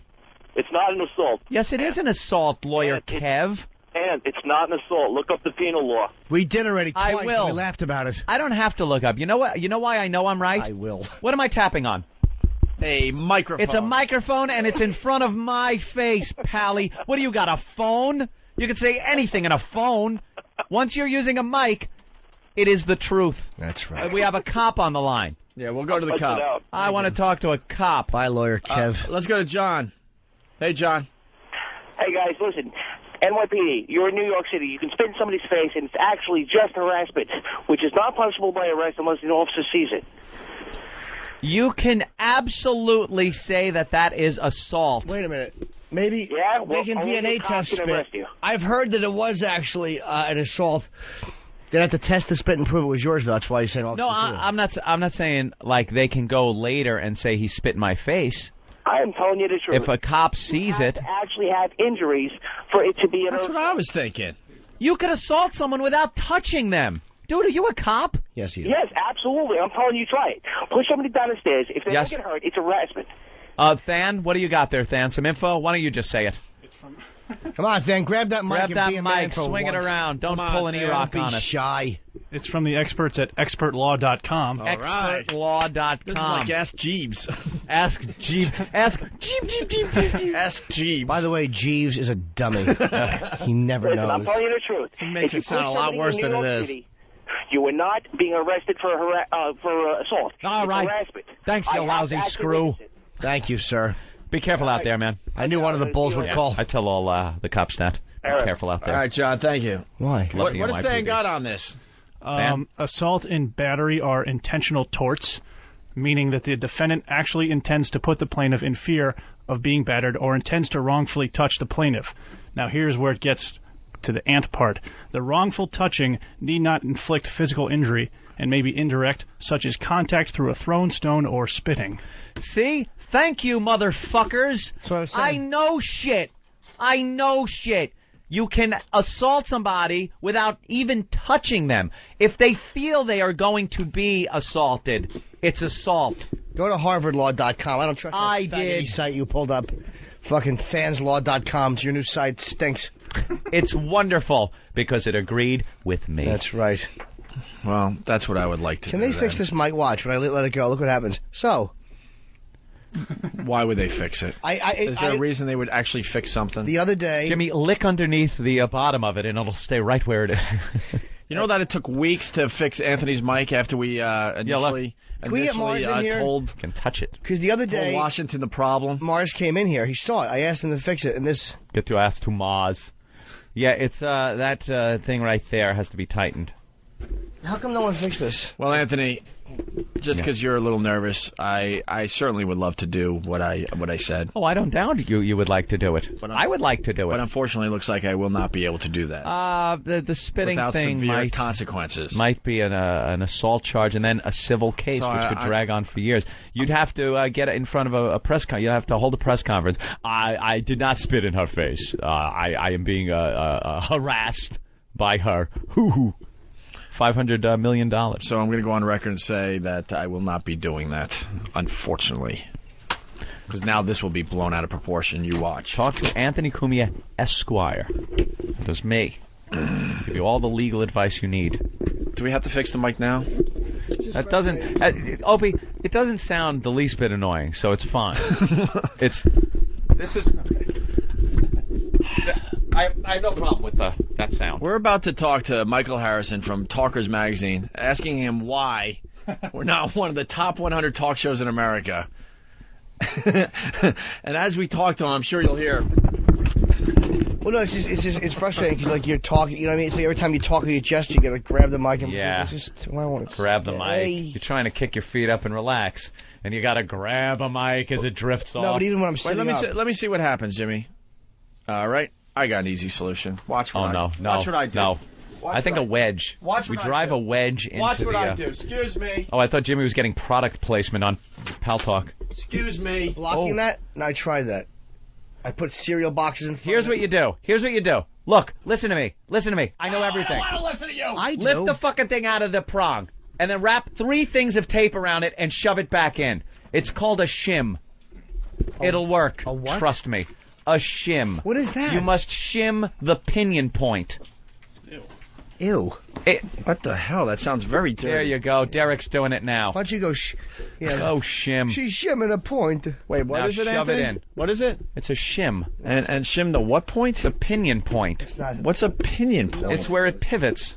You might have too much shim in there, my friend. So why wouldn't you just call it the pivot point? Because it's a pinion. Eric, if that doesn't have an opinion. And neither does the fucking guy talking into it. I just want to leave the mic so I can just talk. Well, that's good. It works like a brake shoe. There it is. And how do you know it's... There you go, my friend. How do you know it's called a pinion? A lot of mechanical stuff I see on, what is that, Discovery Channel. Forget Aristotle and fuck Socrates. Here comes Professor Anthony. All fixed for my pal. It's just a little easier when you talk. Because even when I know I'm relaxing right now, my feet up, and my big cock just kind of cooling back. But sometimes I sit up and it does the same thing. And it's just like you want to just talk. And like Ope has his hands folded. Ant has his hands. Everyone has their hands folded like boys. Yes. And sometimes I want to fold my hands. I'm trying to stay calm so I don't choke myself. Why would you? Choke yourself. Don't do that. That was called, and I'll be politically correct here. Yeah. But whenever you're in construction, man's shaking his head. He knows what's coming. In construction, a lot of the blue-collar guys out there that work for a living out there in the field. February rigging. No, right. It's called February rigging. And you could use whatever you got in your toolbox or anything to make the job work. And you just February rig it. All right, why don't we... I never noticed how weird Anthony says February. February. Let's go to Rob the Trucker. Hi, boys. Hey, Rob. Yesterday afternoon, yesterday right before the show was over, they had on the pad data, Opie called Than a bitch. I was just wanting to give props, where credit is due. Opie called Than a bitch. Than a bitch? Yesterday? Yeah. What was the other thing that was on the pad data? I think it was yesterday. Something I'd about say Iraq? data, by the way. Data? Me too. Data. What was the thing that was on there yesterday? I don't say aunt either. Right. My aunt. It's an ant. It's Derek. It was Iraq is a cougar hunter. Yeah, that was on the pad data. Yeah, you gotta look at yesterday. You gotta look at the pad data every once in a while. Iraq is a cougar hunter. They're getting very creative. Yes, Derek? And Iraq moonlights at Chippendales. They can now abuse Iraq. All right, Rob. Thank you. That's great. That is really funny. Hey, could you cue the Gary Glitter music? Let's bring this full circle here. Oh, I forgot we weren't... we started the break with Gary Glitter. Wow. Gary Glitter sentenced to 3 years, Anthony. Yes. They finally got him. Now, after the crimes he committed, you think only 3 years. But doesn't seem like a lot. When at first they were saying... Life or death. That's right. They were gonna kill him for this.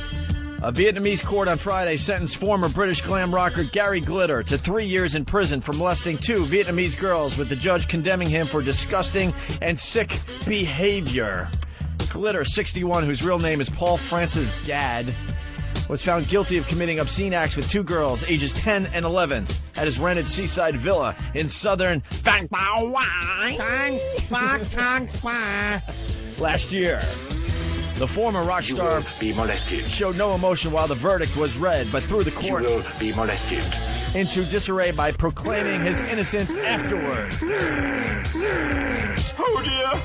I haven't done anything. I'm innocent. It's a conspiracy by you-know-who, Glitter shouted. Who? That's convincing. Apparently referring to the British tabloid newspapers that had tracked down his presence in Vietnam. Reporters and onlookers allowed into the courthouse in southern province to hear the verdict following the closed 2-day trial pressed toward Glitter in a scene of pandemonium as police fended them off and escorted him out of the building. The judge said Glitter would be deported to Britain after serving his sentence. He was also required to pay compensation of $320 to each girl's family and court fees. Righteous bucks. Vietnamese money must be worthless. Completely worthless. How do you come with $320? 320. Was 400 outlandish and 300 just didn't seem right?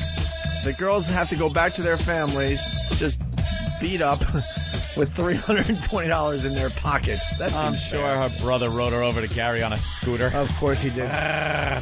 The court, in its verdict, cited graphic testimony from the girls that Glitter had fondled and molested them multiple times in his rented home and in nearby hotels. We have one of the girls. Where did Gary Glitter touch you? My vagina. Oh. Caring for children is to care for our future, but Gary Glitter's acts went against this, said Judge. Bang, down, The third. He sexually abused and committed obscene acts with children many times in a disgusting and sick manner. How do you do that in a non-disgusting and sick manner? Glitter. Candles? Start the music over when it ends. Vandals. We're only halfway through this crazy story. Glitter, who had faced up to 7 years in prison, was given the minimum sentence of 3 by the court. The judge later explained that among the factors contributing to the lighter sentence was the $2,000 each that Glitter paid to each girl's family as compensation in December. He has 15 days to appeal his sentence. His attorney said Glitter would be eligible for parole in a year after he serves 1/3 of his time. In a Vietnamese prison. That has got to be lovely. That's the key to this story. 3 years in a Vietnamese prison. He's held at the Phuoc Co prison. For some reason, the word fuck is in every Vietnamese word. Phuoc. Phuoc. Phuoc. Phuoc. Phuoc. I bet you they say no, it's Phuoc. No, it's fuck. He was caught in Ho Chi Minh City Airport. Ho Chi Minh. Used to be Saigon when we were in charge, baby. That's right. Let me back up here, and then you can grab that paragraph. Glitter, a 1970s pop icon in Britain, famed for his sequins, jumpsuits, platform heels, and bouffant wigs. Ooh. Sported a more conservative look for his trial, black clothes and a red bandana, hoo-hoo, on his head that he removed inside the court. Respect. Glitter, who looked visibly thinner since his arrest, has been held at... It's Phuoc County Prison. Phuoc Co prison. They'll say it's Phuoc or something like that, but yeah, it's when Phuoc they say County. it on the news. He's going to be in Phuoc County. Outside Vung Chau. Since November 19th, when he was caught at the Ho Chi Minh City Airport trying to board a flight for Bangkok. For Bangkok, another place where you could just get children. Police confiscated his laptop, which had hundreds of pornographic pictures on it. The former rock star, who hit his musical peak in the 70s, had hits with Leader of the Gang and Do You Want to Touch. I'm sure he played that for them. But is perhaps best known for his crowd-pleasing rock anthem, Rock and Roll Part 1 and 2, which is still played at sporting events and on the Opie and Anthony program. Glitter was convicted in Britain in 1999 for possessing child pornography and served half of a 4-month jail term. 2 months he got for that? He later went to Cambodia and in 2002 was expelled from that country, but Cambodian officials did not specify any crime or file charges. If you are thrown out of Cambodia, what do you... I don't know how many people really understand Cambodia's history. I would have to say at least 7, Anthony. Could be a couple more than that. I know why he was thrown out of Cambodia, by the way. Oh. Because they thought he was Colonel Kurtz. Look at him. Look at he does kind of look like... Are you a child? A snail on the edge of a straight razor. He's got the big bald head. Yeah, fat gut. Someone should come in and hack him apart with a machete. Absolutely. You want to know the exchange rate in Vietnam? Saigon. I can't believe I'm still in Saigon. They teach young men to drop fire on people, but won't allow them to write fuck on their airplanes because it's obscene. Creepy-ass movie. John in Virginia, you're on the show. What's the exchange rate? That's Hello? what we're going to find Hi, out from John. John in Virginia. Hey, John. I just wanted to tell you guys that the Vietnamese currency is called a dong. Of course it is. Of course it is. I need 3 dong. No, why? Because it's worth shit. Dong. Hey, you got change of a clit? I want to get some gum. Filthy people. And that the exchange rate is $100. When I was over there, it changed $100 into 1.5 million dong. So you get a 1.5 million dongs for $100. Well, what does a dong buy you? A bunch of dongs. That's why I don't like traveling overseas. You just want a piece of fucking gum, and they go, that'll be 2.7 million dongs. Hey, dude, how much? We need a reference point. How much would a loaf of bread? It cost in dongs. In dongs. A loaf of bread, it would cost like 2,000 dong. 2,000 dongs for a loaf of bread. Please do the math. No, 1.5 million, 1.3 million is $100. Yeah. Dude, how much is $1? How many dongs is a buck? To be, what is he, 1,500? 1,500 dongs to $1? Yeah. All right, so 2,000 dongs. It's cents. Okay, so it's probably 10 cents for a loaf of bread or 5 cents? Yeah. All right, thank you. All right. No problem. Call back again, please, if you travel anymore. Awful bread made with fascinating call. horrid fingers. Child slave labor. Hey. Chris in Florida. Hey, what's up, guys? Hey. Gary Glitter wouldn't be in so much trouble if you listened to Bitch Management with Patrice O'Neal on Saturday night. It's going to be a week from Saturday night, yes. Bitch it's a Management. week from Saturday? I believe so. I think it's a week from Saturday. Are they going to replay that at all? Because I work on Saturdays. And No. I definitely want to hear it. That was hilarious. Of course they will. If it's really good, of course we'll replay the hell out of it like everything else around here. Yep. All right, we great, do. boys. Punching out. All right, Take thank it you. easy. Speaking of which, are you done with that in or no? Yeah, done. Who's running Patrice's show, by the way? Is he doing the board? Is he sitting where you sit, Opie? I might just come in and help him out. Do the board? I'm close. I might just stop in and just see how it goes. It's a week from Saturday, I think, at 8 o'clock. Week from tomorrow. The Opie and Patrice show. Well, I don't like it. Steve's got could take off. Steve's got all these promos that he made for Patrice. I'm a big, arrogant, big mouth fucking asshole, right? You are rough, man. And I don't fuck with ugly bitches. Patrice just keeps his women in line, man. A good relationship is always one where the girl is a little bit insecure. That is some philosophy, man. Bitch Management A happy man is a happy relationship. with Patrice O'Neal. A happy woman is a miserable man. But women don't even know how they want to be treated. They're goofy. Wow. That's kind of a normal promo, right? Yeah. For what he's going to do. Here's another normal promo. I'm getting to something here.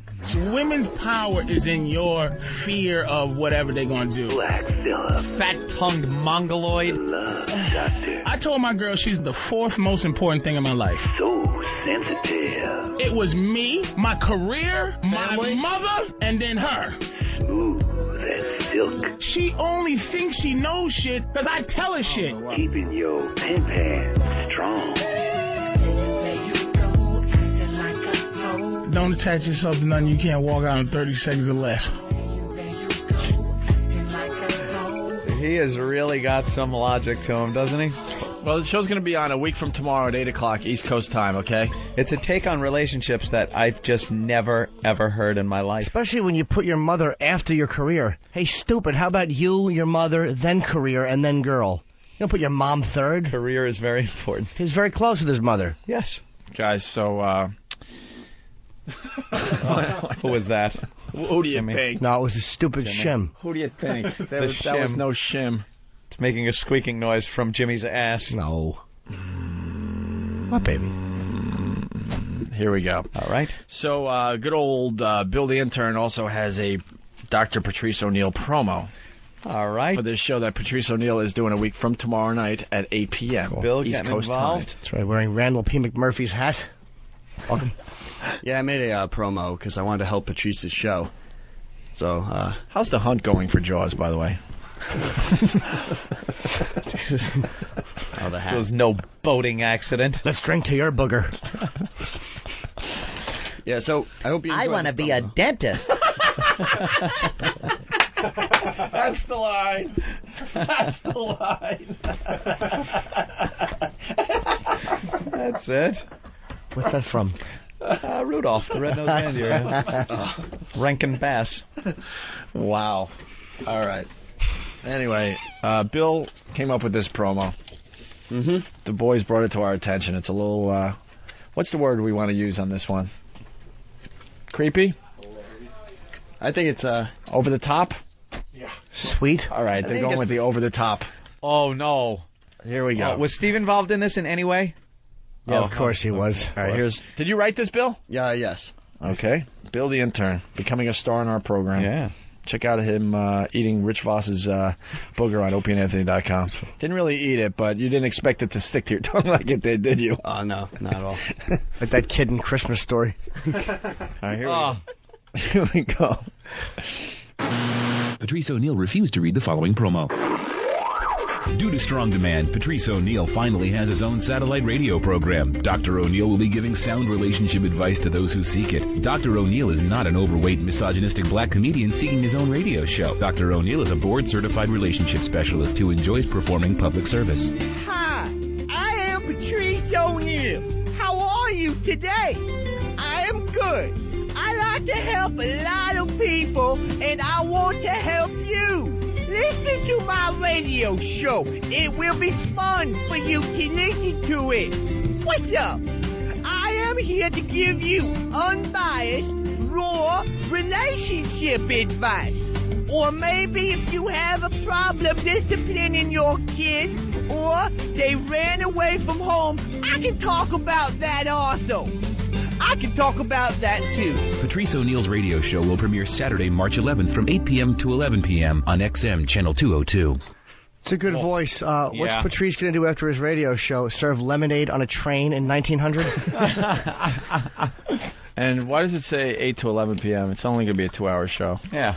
Yeah, it's only a 2-hour show. Whoops. And make sure Don realizes that. I don't know who's not on the page here, but it's a 2-hour show. No, that's not Don's fault. All right, it's 8 to 10 p.m. next Well, whose fault is it? Mine. I'd like someone fired. Steve? Wow. Someone actually said it's my fault. But he didn't say it into the mic. First time ever. It's very refreshing, ever isn't it? on this show that someone has said that. Well, Danny had said no pass the buck. I'll explain to you what that was. Steve knows there's no consequences for that little mishap. Yeah. So then he owns up to it because this way he's owned up to something. Something. So the next, I guess, year and 6 months he'll go, No. Oh, really, Steve? No. No. Grr.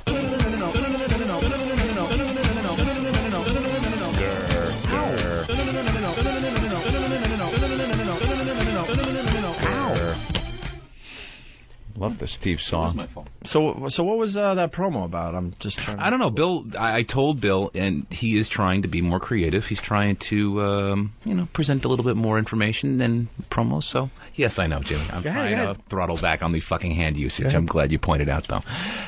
So he brought it. I don't understand Jim's promo. So you all Bill's enjoyed promos. it, though, right? Steve figures if he puts 50 pounds of steel on his hands, they won't move as much, but Jesus, those rings. They're napkin rings. Who actually did the black voice? Was that you? No, that was Bill. Yeah, I'll take responsibility for that. Yeah. I liked it. But no, you didn't. I did, actually. But here's the thing. See, I wrote that for Patrice to read. And Steve said Patrice would never read anything anyone writes for him. So Steve says... Hey, someone's getting a phone call. Oh, it's Steve. Who's that, the gay men's health crisis? Nice ring, stupid. Well, there you go. And so Steve says, why don't you voice it yourself?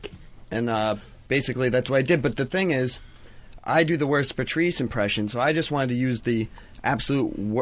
I wrote that as if a white person was reading it. There was not any racism involved in me writing this at all. Oh, really? But the way it came out in the end, with the music and with the words, it did sound, I guess, racist to some people. Take it easy, Grease Bill. Waddle-doodle. No, it's just... I just wanted to write a bunch of words that he would never say, and then make a promo to it. How about, can I do something for you? How about, how are you? How about, I'm wrong? Or how about, let me shut up, you can talk? You know, you're a genius. You've portrayed yourself, whether it really is like that or you're a cunning actor, so much of the lunatic that you can pretty much get away with anything now. You're like the crazy person that just walks around and goes, well, he's crazy. He could do anything. But now people... And get away with it. And we now go just keep up the good work. Yeah. We're too scared to even call him out on it. If we found an infant in the garbage can, someone would go, that's just Bill. And it's like, it's Bill. We know he's crazy, so... Be careful, Linda Stacy might be listening. Oh, I don't think that's funny unless it's someone being raped by a priest.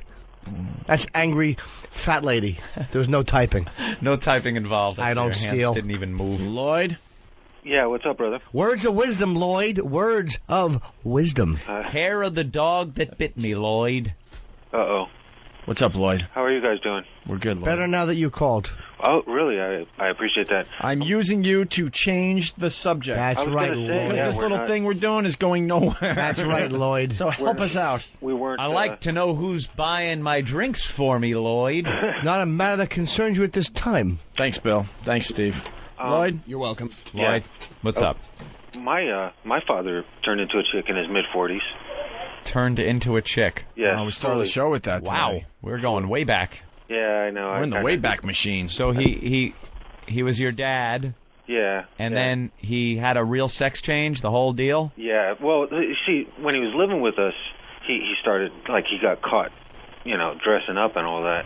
So my mom kicked him out, which I was kind of glad. I was in high school. Did you have a close relationship with him at that time, or? No, not really. I'm the oldest, and he was always, like, really, really hard on me. Of course he was. Hard on. Yeah. Speaking of hard. Samantha. What was he mad at you? Like if you wear the wrong clothes? Poor choice. It doesn't match. No, I know, right? No. Usually it was just my mouth that got me into trouble. Cause, his too. Well, Stop scraping. Slap. Making noise out of my mouth, not, sucking anything. Talking. But, like what kind of noise? Things you tell counselors and people at school? No, just, being a smart-ass kid. Yeah, exactly, a smart-ass kid. And sometimes I get in trouble for it, sometimes not. Did you get, enough about you, did you get any inkling that there was something going on with Dad? No, not at all. Not at all. So up until he came out and told you that he wanted to be a woman, you thought he was just another dad just like everybody else? Well, I didn't find out until he moved out. So up until that time, I did think he was a dad just like anyone else. And how old were you at this time? I was 17 when he actually moved out. 17, he moves out. And he moved out, and your That's parents a little got traumatic. divorced. Yeah. Jesus, got divorced. Got divorced. I didn't find out though until I was 19. I was glad when he moved out, but I was a little shaken when I found out. Did you ever ask your mother or anything why her and Daddy weren't together anymore? No, because like they had a relation. Well, they had such a awful relationship anyway. It wasn't like a shock to us. My dad was an alcoholic and a big pothead. So well, when you hate your cock, you gotta drink. We'll start big fights fights all the time. He'd look at her panties and scream, "I want one of those!" Cry in the corner. He got he was sober for like 5 years, and then he chose another addiction, I guess. He took this one all the way instead. Yeah, girdles. So how'd you find out? He'd need one. Yeah. I found out on my birthday, my 19th birthday, I found out because my father... happy birthday, son. Happy birthday, son. I don't have a cock. Love, Mommy. That's why I remember the story so well. Dick and balls was in a box wrapped up in a bow. Here, remember dear old Dad. Put this in a catcher's mitt and look This at is it. why I was so mean to you. I know, right? I would assume that was probably why, fighting himself and stuff. All right, so you're 19 years old. It's your birthday. Walk us through it a little bit. How does it happen? Okay. So I've got a babysit. I'm the oldest, as I say. My brother at the time was 13. My sister was 6.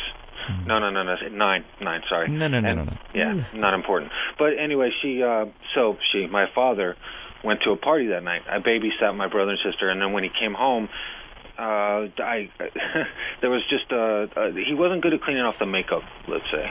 Oh no! A little lipstick left on, some eyeshadow. Yeah, exactly. Like just enough so that I knew there was some on there before, and I was like, well, what kind of party is Dad going to? Yeah, exactly. And I even remember like I actually went home and grabbed a book because I like to read, as probably many people do, and I actually told myself I'm not going to think about this because I'm going to go nuts, and I started Wow, you reading. try to just put it out of your mind. Completely. Right. And I never do that. I'm not able to. I'm an OCD guy, so like normally it just sticks in there, but that was eating at you. It's eating at you. OCD. And then like how do you know? How is it verified? When is the moment that did you ever have a talk with him? Yeah, we did have a talk, but I found out on my own before that. And how did that happen? I had a key to his apartment when he went out of town for a while because I wasn't getting along with my mom. Uh-oh. Yeah. Go live over Dad Mom's house. Exactly, and this was after my birthday, so I was thinking, okay, my dad's doing something weird. And I figured, I was going to do some snooping because I figured that his privacy was less important than me knowing, my father is... Right, you wait it out, you go over his house, and what's the first inkling? A birthday card with him dressed up as a teenage girl. With like a jean skirt and just way too young and awful. My father. Oh. Holy shit. Oh, no. Now... That's terrific. Now, did it hit you at that point that perhaps, like, were you trying to rationalize, like, perhaps that was a Halloween costume, because guys do that for Halloween? Was there anything going through your head that was like, maybe it's not this? No. At the when I saw the lack of cleaning on his face. Right, it all started adding up. Right. Yeah, and then when I finally actually saw the picture, it was more like confirmation then. Yeah, you kind of knew, but that was pretty much it. Did you do any more snooping? No, I didn't really want to see anything else. Yeah, you look in his closets and find dresses and stuff. Yeah, you know, he was always like a big runner, and he got He's running away. Yeah, that's what right. it was. Well, My cock follows me everywhere. Damn it. It's funny. He says he has dreams now that it grows back, and it's like nightmares to him. Notice I still say him. I can't like rationalize. Now, was he just being a transvestite at this point? Yes. All right. At that time he was. And then how many years had to pass, and did you have any talks in the interim before he had this sex change operation? No, at the time I kind of stepped out. I had a girlfriend at the time, actually the last major girlfriend I ever had, which I think probably might be connected. But so I kind of just pulled back into Do you think I care? Well, I want to address the listeners. Do you think I care if this ends in a Baba Booey? I don't care. It's a great story. I don't care if it's true or fake or anything. Hell no, man. I don't like that ass. No, you guys. I could care less. Yeah. It's a fascinating story that I'm going to jerk off to later. Absolutely. Even if you yell, "Mama Monkey," I'm still scrapping later to the first part of the story. It's still a wonderful story. Dad in a jean skirt. Fiction, I don't care. I hope you're listening, Pop, because I got a jean skirt being sent right down to you. Because I'm sure even if this isn't true, it's true somewhere. That's right. Poor 17-year-old kid. And if it's not true, I wish it were. Well, I'm 32 now, so it's like in the past. But there's always like, you know, every once in a while there's always some issue. Because I talk to him now, but we didn't talk for 5 years during that. Have you seen him recently? Yeah, actually. What does he look like? Oh, size of an ass. Well, very tall, so it's kind of hard to. I don't know. It looks like my father. I can't. Like. Does he have long hair? Does he grow his nails out? What's the deal? He does. He grows out his hair, and it's all like halfway down his back. Did he do any hormone treatment for the boobs? Yes. So we lived in San Diego at the time, so he would just drive into TJ, and he bought estrogen over the counter down there. So Dad's got tits. That was actually another thing. I saw the estrogen in the medicine cabinet, and I said, "Oh, well, now." So he's not just dressing up. That's what that was. That. Oh. And basically, when I was 19, I found out. So when I was about 20, he actually moved away to Texas because he transferred for his job, and apparently you have to live for a year as a female before you can actually have the surgery. Yeah. And because they want to make sure that you're ready to have your ready to go through with dick cut off, which makes sense. And I guess he was pretty serious about it. I mean, I haven't seen the proof, but I would assume. Yeah, you never asked Dad to see his new vagina? No, I asked enough questions though. You know, like I found out that they have to stretch it out with fake penises for the first 6 months after having it. Really? Yeah. Wait. Your dad had to put fake penises in his artificially constructed vagina to keep it stretched so it would be ready to accept a real penis. Exactly. Because that was basically his... Hold on, this is hard for most people to comprehend. Your dad would probably sit back, the guy that used to drive you to like baseball and Little League, yes, and put a fake penis between his legs, wishing it were another gentleman. Oh my goodness! Actually, at the time, I think it hurt, but but it would probably hurt good. It was to stretch out the wares. Wait, Jimmy, I don't really understand what you're saying because I'm a little slow today. I'm a little tired. Could you tell me that again, please? This guy's dad, when this guy was 19 or 20, he realized that his father, the guy that took him out back and taught him to swing a bat and taught him about the birds and the bees, would probably hike up his skirt and insert a fake penis. Because he'd had his genitals sliced off, right, and constructed twisted inside out. Okay, yeah. Yes, I apologize. You're right. Made into a vagina, yeah, and so he could accept finally a real penis. He had to stretch his new vagina out with fake penises. And through the magic of radio, I got audio. Oh, you do? Let's listen in. I'd love to hear it. This is a painful procedure.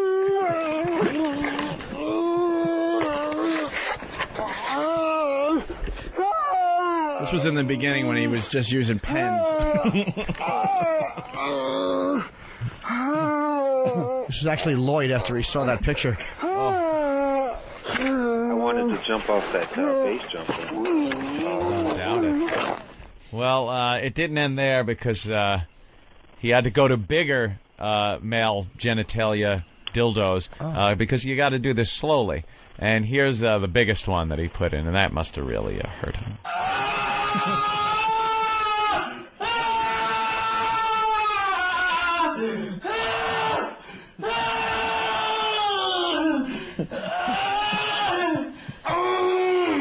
Oh, motherfucker! Okay, terrific. Wow. Well, and he was talking to these fake penises. I don't know, maybe to help him out. I don't really get this one, but... Don't stop treating me like a whore. Oh, that is really a sad story. It's unbelievable. You talk to him now, though? Yeah, we get along. I'll never jerk off to dildo again. No. What do you guys talk about? What besides the obvious pink elephant that no one addresses? Well, honestly, I've asked him all the questions about that I could stomach, which is why I know, the stretching out and all that. That doctor that they put on South Park that in Colorado that invented the surgery, he went to that guy and found out, all the little fun details that I'm so used to. Yeah, I guess they kind of gut your penis, turn it inside out, cut your sack, take the balls out, and use the sack as like labia, and they kind of use every part of your penis as to build this vagina. I wish if my dad and I had that conversation, I'd ask a lot of questions, and they would all sound like, "What the fuck is wrong with you? Why?" Well, I want to thank Lloyd from Thanks, Long Lloyd. Island for being so open and honest with us. It sounds like it's been a tough life with Dad changing into a woman. That's gotta be. It's okay now. I mean, in the end, how does it make you feel? I think a lot of people need to hear that. Well, honestly, Oh, jeez. The guy poured his heart out there, Opie. Oh. Although, how much can you hurt this guy, really, by hanging up? Ooh, you hung up on him. His dad cut off his dick and walks around as a woman now. Ooh, you hung up on him. That'll show him. He's actually jealous of Greg, Bobby, and Peter's dad. At least he still wore a suit to work. Actually, Lloyd, thanks, man. Lloyd, that was a good story. That's something that you don't hear every day. Let's go to Rebecca in Utah. Rebecca. Hi, guys. How you doing? All right. Hi. Hello, Robert. Rebecca. Rebecca, you're 34. That's right. And you know what? You guys have this all wrong. If Opie, Ant, and Jimmy saw me in a bar, all three of you would be hitting on me like no tomorrow. Well, I guess is that your picture up on that website? That is. Somewhere. That's your picture. I don't know. You kind of. I don't know. It's a weird Rebecca. little pose. What was your real name before you did whatever you did? I ain't saying. All right, you pre or post-op? Pre-op right now. The last thing I have to do is of course, the bottom surgery. That's it. The bottom surgery. Did you get implants? Yep, sure did. And hormone treatment? Yep, for 5 years now. Did the hormones give you full womanly hips? Not yet. And naturally, that will never actually fully come, Of course, you'll always have a guy's pelvis in there. Are you still functional? No, not with all the pills that we take and stuff. It's basically almost the same thing as chemical castration. Do you hate your penis? I have since I was 6 years old, and that's why I say you guys have got it all wrong. It's not about the clothes. It's not about sex. It's not about being gay. It's just about knowing the fact when you were born or you were very little that you've hated your body ever since you could remember. Now, transsexuals have, like, they're saying that I just don't see. I know nature makes mistakes, obviously, where there's a show about it apparently coming on that Linda Stassi enjoys. Yeah. So, obviously, nature does have fuck-ups. But to me, are you sure it's not just a psychological thing, like something really went wrong, or there's some type of a chemical thing that can be fixed, and you go, oh, I don't hate my dick? Dude, if it's at 6 years old. Yeah, a lot can go wrong by 6. Now, at 6 years old, I was like, what the hell is this? You start acting like that. He's kind of got the femme voice, You got the femme voice. Well, that's hard, too, because once your vocal cords develop, you can't take away anything you already have except for, of course, your penis. Yeah. Can you talk lower like a guy? Oh, absolutely. Give it a try. Say, hey, Opie and Anthony, what's up? In a guy voice. Hey, Opie, Anthony, what's up? Yeah, it's still a little gay on there. Can you say this? Hey, what year is this Saturn? Jimmy's heard that a few times, fella. Wow, so you're going. When are they doing the surgery on you? Oh, probably in about another 5 months. Another 5 months. So you've been living. A lot of money. How much? Well, where I'm going to is Bangkok, Thailand, and it's about $12,000. You gotta go. You're going to Bangkok to get your dick removed. That's Bangkok. Kind of weird, isn't it? Why don't you do it in the States where the doctors are a little better? Yeah. Because they're about $25,000. It's starting. So you get what you pay for. Yeah, you don't want to cut corners with your dick, sir. It's Asia. They're going to give you a sideways one. You know how that works. Oh, that's a rumor? It doesn't matter as long as it's gone. And now, have you ever been with a woman? Oh, yeah, I was married twice. You were married twice. I have a 16-year-old son. And oh, my dear sweet Jesus and baby Jesus. You have a 16-year-old son. Are you close? Absolutely, and we still are. Is it hard to kiss him on the cheek with the brown paper bag over his head? No, absolutely not. He actually defends me if anyone were to say anything, which most people don't because it takes them a long time to figure it out. Figure it out, really? Clues. Yeah. Dude, I actually wouldn't have known until you actually looked at me and said hello. I don't know. What about the ex-wives? What do they think there, Rebecca? Yeah. Come on, Opie, you know you want me. No, that's... It's no big deal. No, that's all right. Give it a shot. Rebecca, what do the ex-wives think? Well, naturally they're repulsed because they want a full manly man that burps and farts and picks their butt, I guess. And you're a lady. Or just tinkles and stands at the same time. I bet your asshole is marking off days on the calendar till your surgery. Damn right. Oh, and another thing. All of us wear dresses. Huh? I wear jeans and T-shirts on an everyday basis. Thank you, Jimmy. I thought it should have gotten more than that from you. I like it. You mean because the asshole's sick of taking the poundings? It's like it's going to be on vacation. I just caught that's funny. Whew, thought I was bombing. Oh, that was damn funny. Thank you, Jimmy. I'm sorry, the asshole's going to move to a retirement community in Florida. Making plans now. I'm sorry, Rebecca. Wink, wink. What were you saying? I was just going to say I listen to you guys all the time, and the only reason why I called is because you seem to be obsessed with this topic the last couple days. They really are. We hit on things and drive them into the ground. No, we haven't, because there's a lot of stories on the news up here. Yeah, the teacher. The substitute teacher, and then the other guy that was doing payphones or something. Yeah, payphones at Grand Central, and he was getting harassed and stuff. Two news stories in like the same week about it. Yeah. Hey, Rebecca, what does your package look like right now? Because you're on a lot of hormones and stuff, right? Did it shrivel or? Well, it all shrivels up and shrinks up. Does it look like Stephen Hawking's leg? What? Old turnip penis. Yeah, what does it look like now? Well, it's the same thing, just a smaller version. It kind of looks like Jimmy, I guess. Sir, I happen to have a nice, baby, soft, smooth penis. Or do you mean my whole physical being? Your whole body, yeah. That was hurtful. Hey, it was a joke, and you guys didn't catch it. It was just mean-spirited. We don't like that type of humor here. Yeah. Courtney. All right, Rebecca. Thank you. Well, good luck. You got a website? Yeah, I gave it to your screener. Well, say it on the air. Would you mind plugging it for the audience, or do you want them going people there? to check it out or no? You know what? As soon as I say it, it's going to blow up. But anyway. Do you want people to check it out?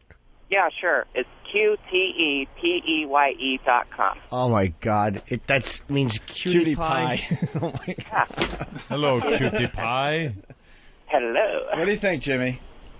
Oh, she's good looking. She's good looking? Jimmy says you're good looking, Rebecca. Of course. Yeah. That was my point. There's some of it you would never be able to tell. Ever. No, not never. Yeah, I'd probably be able to tell. Not guaranteed I've made errors. You got it. Besides the drool dripping down your mouth and stuff, you know. All right. Does you have a message board there? Yeah, but it hasn't been used in forever. So. Well, I think you better blow the dust off of it. Just like your penis. No, be nice, people. Yeah, There's Rebecca's. No yeah, she's being open here. Yeah, Rebecca's being very open. Let us know how it goes in Bangkok. When's your surgery?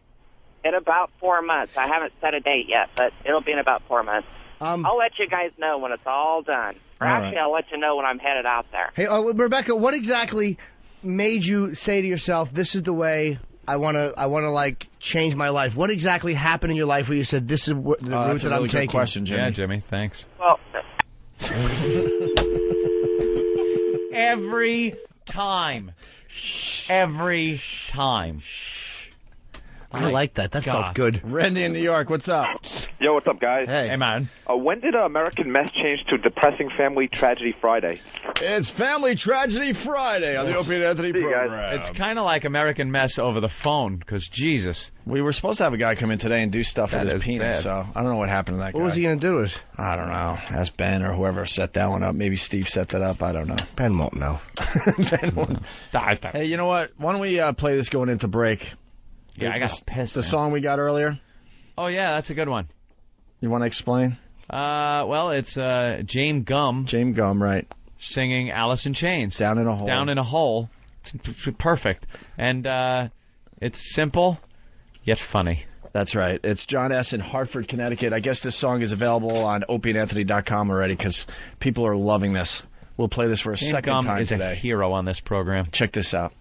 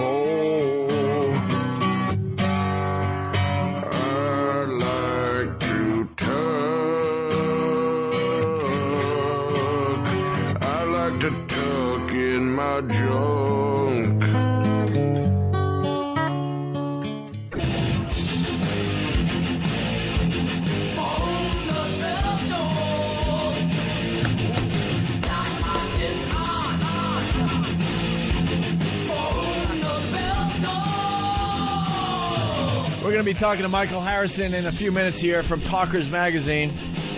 Get to the bottom of this. We've been talking about this all week. He came out with his top 100 talk show hosts in America, and we didn't make the list. No, we did not. Which is kind of silly. And it says on one of the pages that even this year, Howard Stern and Bob Edwards are heard exclusively on satellite radio. So they did include satellite. They were like the big ones on satellite. Bob Edwards, you know, I have nothing against the guy personally, aside from his thirst for human blood at night to keep his immortality going. But he does an hour show. We start off our show going an hour, hour and a half without even stopping. I understand he interviews and then we start people, our but own so radio do we. show. I mean, what? All right, we'll see what he has to say. Let's go to Anthony on Long Island. Anthony. Hey guys, how you doing? Good, Hi. Anthony. Hey, listen, I was just wondering, I know Professor Anthony over there has his theories about people who partake in substance. I was just wondering if you caught American Idol last night because Paula Abdul was a train wreck. Look, there's something going on with her. I don't know what it is, but in my opinion, from seeing people that have used narcotics, she looks to me like a woman who is doing some type of narcotics. She cannot string a sentence together. She slurs constantly. She can't finish an idea. She's trying. Every response to somebody singing now is, "Your soul is beautiful.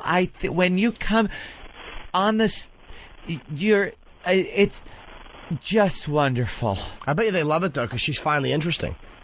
She was never interesting. Well, that's true. What was interesting about her? She's just going to sack out. At one point, she was like bored with something that was being said.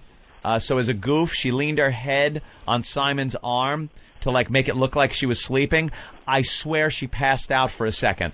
It looked like she really legitimately passed out. I think she's just bored. No, dude. Those guys have nothing to do with the show now. They just sit there. At least Randy has got some energy, albeit ridiculous and stupid. Yeah. Simon is paying attention because he's right on the money with these people. Gets it right every single time. Gets it right. He called who was going to be knocked out last night. And then you have Ryan Seacrest acting like a tough guy every night. Hey, tough guy. Well, like he's got to be the one that challenges Simon. Ooh. I don't need to talk to you. God, he's challenging Simon. It makes for riveting TV. What is Randy? What's his name? Randy Jackson. Randy Jackson. No, Seacrest. Ryan. What does Ryan say? I goofs on the fact that hopefully Simon will be in a good mood tonight. Simon's a little things old. like that. Wow, that's a tight-fitting tight sweater he's got on. That's why they do his shot from 20 yards away. Things like that. You know what's great about Simon? And Simon's like, all right, you want to play? He made some kind of like hint at a gay joke. Right. You should have saw Ryan's freaking eyes going right through him like, I thought you wouldn't go there. Well, hey, man, you're going to be tough. Let's go. Well, a hint was him holding up a picture of Ryan sucking a man's cock. So if you want to call that a hint, Opie.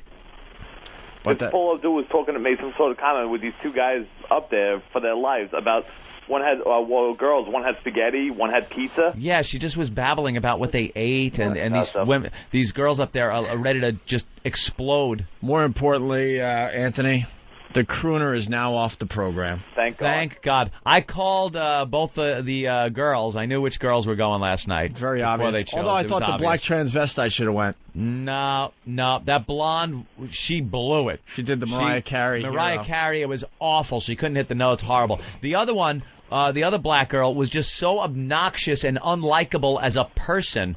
She was constantly posing for the camera and saying, this is the face America loves and stuff. And America doesn't want to be told that. I don't know what happened to her because she was a little bit obnoxious in the auditions, and then she went to Hollywood and decided to completely play that angle. She got all sucked up into the whole thing. She's on the red carpet. They're taking a picture. She thought she was a star already, and she's acting like one. Boom, they threw her out. See you later. Get out. In 2 weeks, people won't even remember that you were even on the show. Bye-bye. So long. And then the guys, now I was a little surprised. I thought the Peter Brady-looking kid and the crooner were going to be gone. Yeah. Peter Brady-looking kid didn't even get in the bottom three.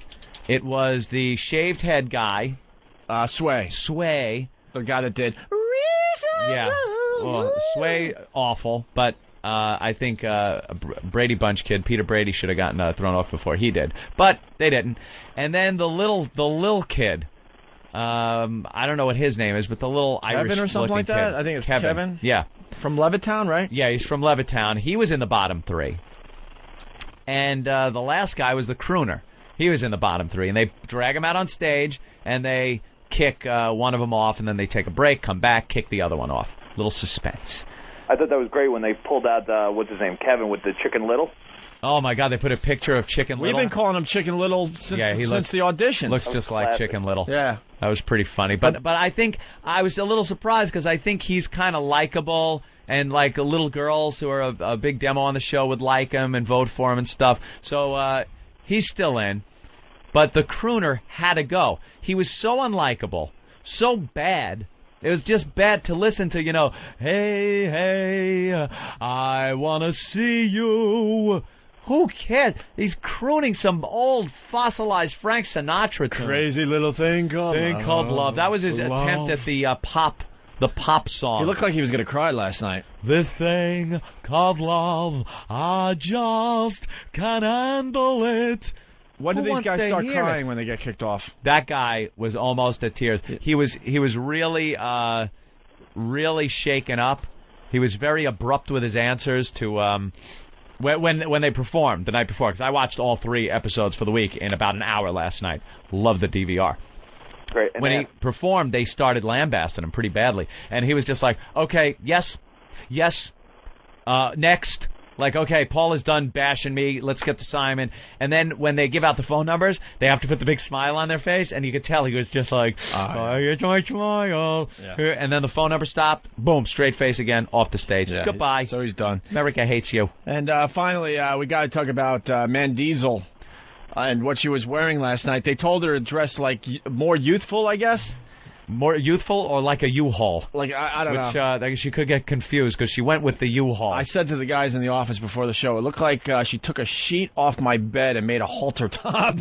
She is her ass fucking big. Her top half is big, but you don't even notice so much because her ass is gigantic. She was wearing a black, it was like a sweater-type material skirt thing. I don't even know what it was. But it was over her ass, where it made it look even bigger. Unbelievable. Huge. I was fascinated by it. All right. Fixated on the ass. Thank you, Anthony. And they kept her in there. There's your Idol update. American Idol. But I saw the full performance of the rock guy. Yeah. Chris Daugherty. He is winning.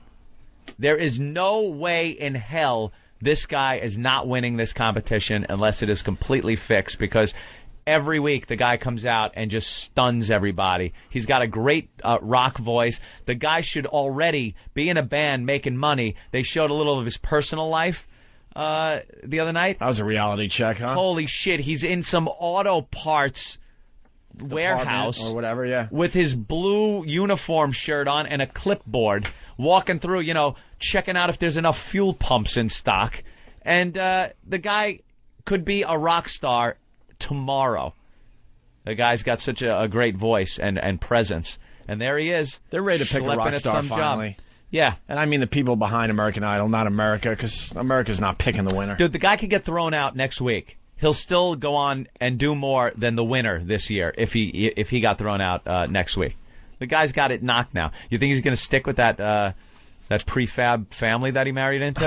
I don't know. When if you're checking off air cleaner, fuel pump, radiator hoses, and you got a band on the side or something like that, and you're married like that, that's one thing. It's a little weird because he seems like a young kid. Like, how old is he? Do you have that site still? He can't be more than 25, 26. Yeah. He married a woman that had kids already. That's fine. Happens all the time. But they're older kids. It just seems a little much to take on. No? When he's touring and these chippies are throwing themselves at him, and he's that age, and he's thinking about life, kids. Oof. How old is he? Let's take a look here. He is 26. Yeah. And those kids are they look like they're 12, 11. Mm-hmm. They're up there, it seems like. I don't know. All right. Well, good luck. Keep up your good nature. Let's say hi to someone in Arizona. Arizona, what's up? Hey, what's up, boys? Hey. Yeah, I want to tell Anthony, crooning is alive and well on Frank's Place, XM Channel 73. That's right. The original crooner. I don't like when American Idol puts the crooners on. They're not American Idol material. They're one-trick ponies. They fit into that very narrow category of something from a throwback from the 50s. And it doesn't fit. They have no versatility. Like the rock guy can probably do one of those rock ballads to cover the soft side. Yeah. He could probably throw his own spin on something crappy like, I don't know, if they want to do some kind of Barry Manilow week on the show, he could probably throw a rock twist on one of those and make it original. The crooner, everything he does is crazy little thing called love. This thing called yesterday. All my troubles seem so far away. Now it looks as though they're here to stay. With the affected crooner Frank Sinatra voice. it doesn't work. It's for not me. going to be as fun now watching American Idol with him gone. Good. We got Michael Harrison on the air here. Finally, Michael. Hey, you guys are funny. Oh no. Here we go, Michael. First of all, are you who was doing the singing? Oh, that would be me, Anthony. Yesterday. I do that all the time. I love to croon. It's crooning, sir. Crooning in the shower. You don't see the ridiculousness of crooning on American Idol? Well, you know, those people on American Idol have a big problem on their hands, and that's trying to figure out how to create music for the masses. TV tries to have a mass audience, and as you know, I mean, you're part of satellite radio, and satellite radio's got all those music channels. It's almost impossible today to please a mass audience by programming music for them. Well, I think satellite is a better outlet than FM radio. Absolutely, as no far as question music about goes. It. And you know what? Satellite radio is going to do to FM radio what FM radio did to AM radio. And haven't heard that one Make yet. it staticky? Can you hear me? Yes. Yes. Absolutely. Hey, Michael, you're taping this? Yeah. Oh, okay. All right. Cool. Are you? Well, I don't know. If it's Somebody is somewhere out there. Of course. They all end up out there on the web. I don't believe we've ever spoken. No, Michael, a little history here. I've been watching you from afar, and you literally with binoculars, and you've always talked nicely about Opie and Anthony. Not only have I spoken nicely about you, I was your biggest defender in the press. Yes, you were. You had that cathedral incident. Yeah, you were one of the ones that actually defended us in some way, and then I've seen you, talking about us in articles in the paper all the time, and it was nothing but nice and positive stuff. And that's why I'm confused that when the Talkers magazine came out with the Heavy 100, the top 100 talkers in America, we didn't even make the top 100. Total mistake. What do you mean total mistake? I regret it greatly. It was a big mistake. Why, though? Oh, God, of course. You guys are hot. First of all, this is a committee does this. I don't take it on myself. If it was just one person, it might not have happened.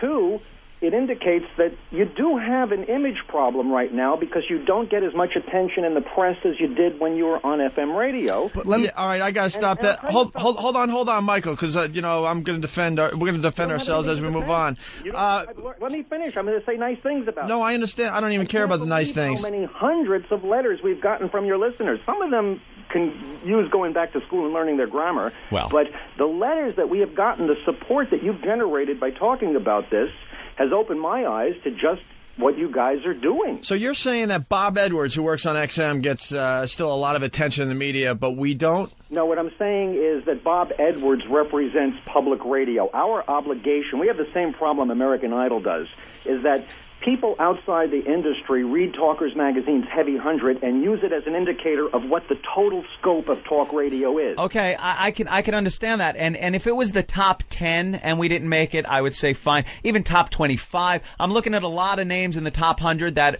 are justified to be there, and they do have a lot more exposure. Take yes for an answer. I'm on your show, we're recording this, and we're going to run this in Talkers. Yeah, but you guys belong in the Heavy 100. Can there be a retraction, sir, and maybe a late edition? There's going to be a retraction. I want to make a deal with you. Okay, let's hear the deal. I think our pests are holding him hostage. Here's what I want and this is what we're going to do now. All right, let's hear the deal. Show business or what? Huh? Is this somewhat show business, or are you gurus of all that is true and political? I mean, do you have fun on the air? Do you like to have fun? We have a great time here on a semi-daily basis. Sometimes it's miserable, pure misery, What I'd like Michael. to do is the following. Yes. To show you what a good sport I am and to show you that I am sincere. We are going to, if you can come up with an interesting photo of the two of you mutilating the Heavy 100 issue of Talkers Magazine that contains the sin of omitting you from the Heavy 100, yes, we will run it on the cover of the next issue. Well. But it's got to be a good picture. I mean, if you want, I'll come into New York this Kind of wacky. Kind of wacky. Can I be in a Boy Scout uniform? That seemed to work. But it's got to be something that is good for our show because it's the cover of Talkers Magazine. So if it isn't a good picture, I'm not going to run it, obviously. But we are so impressed with the reaction that we have gotten, that you have generated. Not to mention, can I say something? Yes, sir. You guys are a big-time act. We're just a little magazine. I'm kind of honored that you care so much and that your listeners care so much. Well, it's not that we care, but when you see people like Kim Commando in the top 100, who's the talk radio industry's leading personality in computer talk, it gets you a little mad. How did Rusty Humphreys make number 52? I don't know who I'm talking to, so I'll call you Opie and Anthony. Yeah. But listen, Opie and Anthony, we are not just one genre. We are an industry publication. Yes. We're not read by listeners. We don't. Oh, we understand that. And the industry needs to have computer shows. It needs to have satellite. We understand that. Can I ask you a question? Don't you think that part of it might have been a bias because this show trashes commercial radio? Nah. And Look, we call ourselves the Bible of talk radio, which Business Week said, and the new talk media. Well, hold on, Michael, you let me finish. You didn't let me finish. Let me finish. You didn't let me finish my question. This is important stuff. He interrupted in the middle of my question to answer it. Okay. What I was saying is, don't you think that it was a backlash because of the attacks on commercial radio done by that show? Because you can't tell me that John and Ken or Bob and Sherry or Rusty Humphreys generates more press than this show does, or is more well-known than this show is. The Satellite Sisters? I'm telling you, I regret it. All right, but why are you arguing when you've already... He actually is fessing up to it, and that seems Michael, to be like... all right, I understand you're regretting it, and you're saying it's a mistake, but who else voted on this?